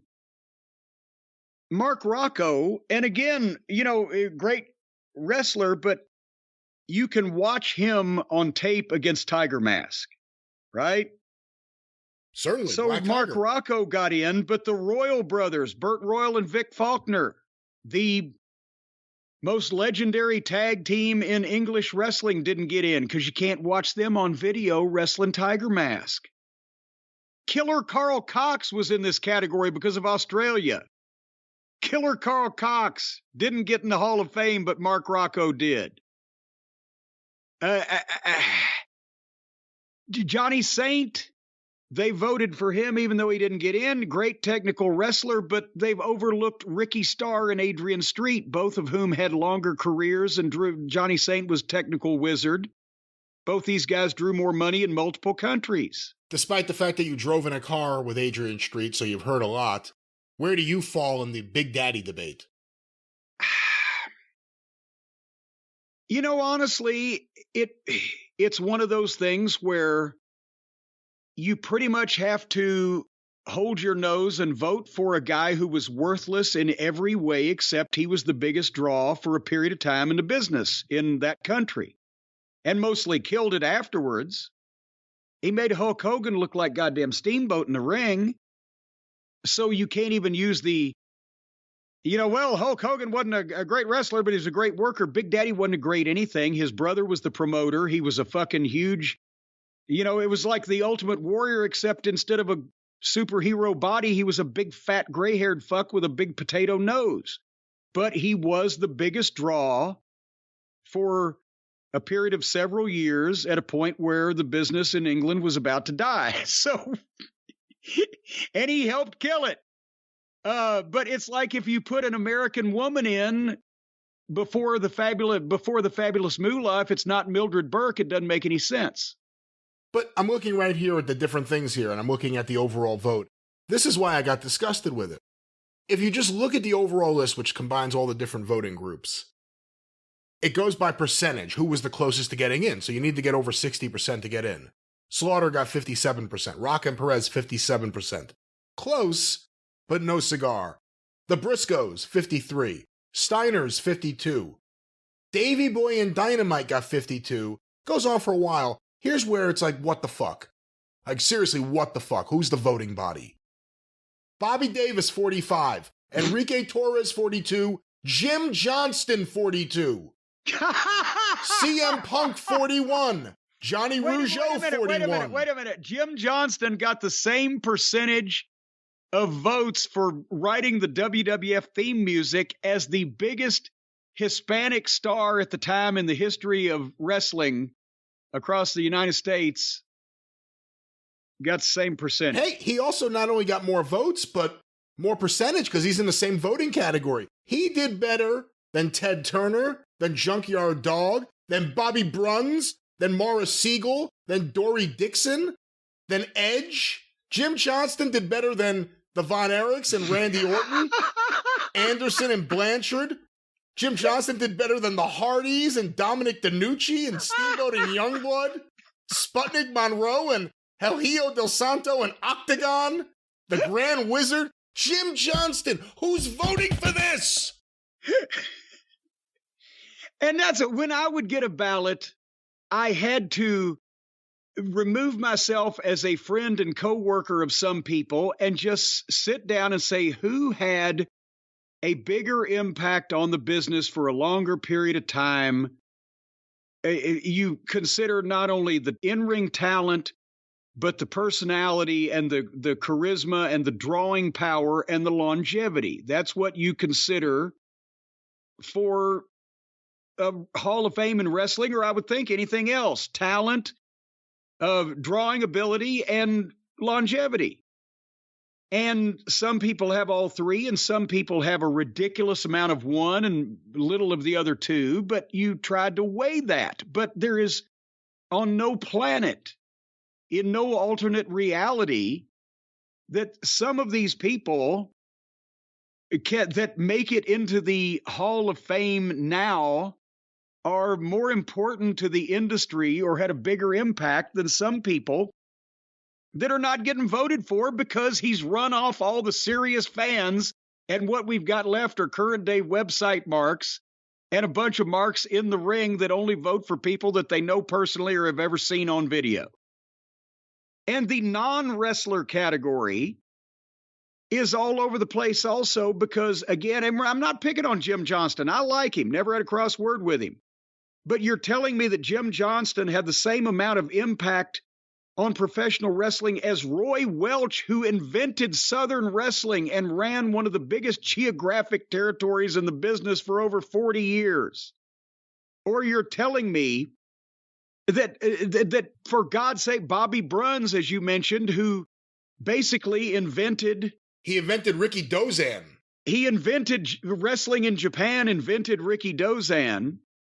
Bobby Davis, who was not only not the first actual manager, but the first manager of such note in the TV era that he managed Buddy Rogers and the Graham brothers, the biggest stars and the biggest territory in the business, and was so influential that Bobby Heenan was named after him, because if you were a manager back then, you had to be named Bobby.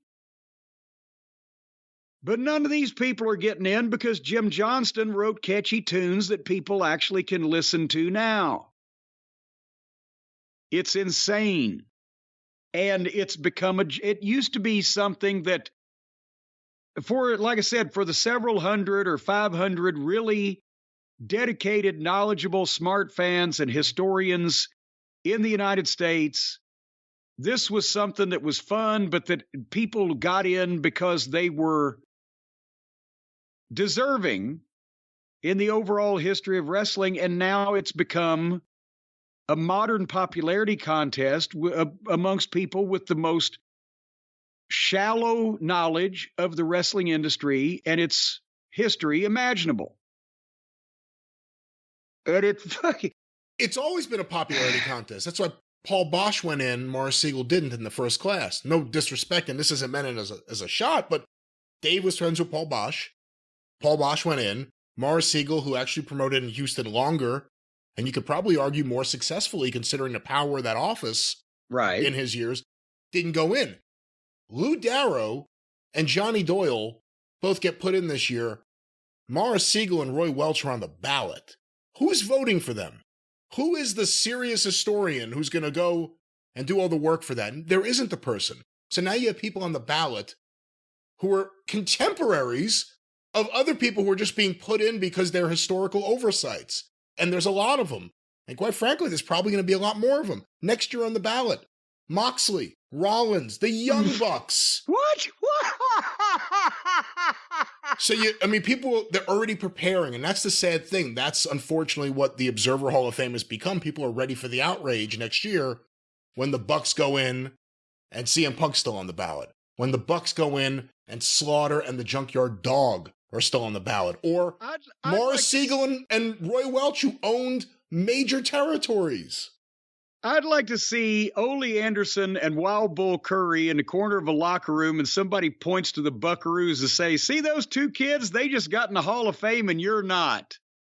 And just let nature take its course. That would have been fucking hilarious. But they've been Tag Team of the Year a bunch of times. They started the revolution. When there's nobody else in the race and you cross the finish line without breaking your leg, does that mean you really won?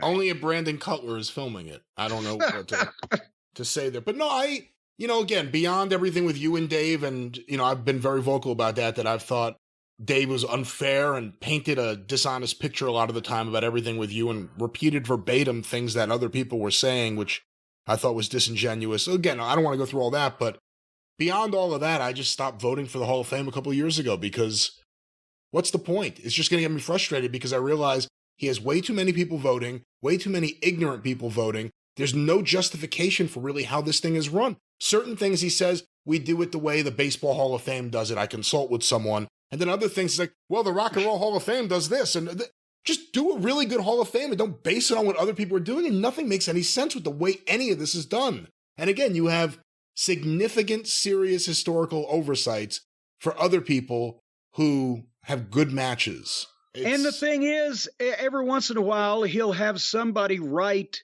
a nice historical piece on an individual, whether it be a wrestler, a promoter, somebody from another country or whatever, and automatically that will boost their votes from nil to almost enough to get those guys in.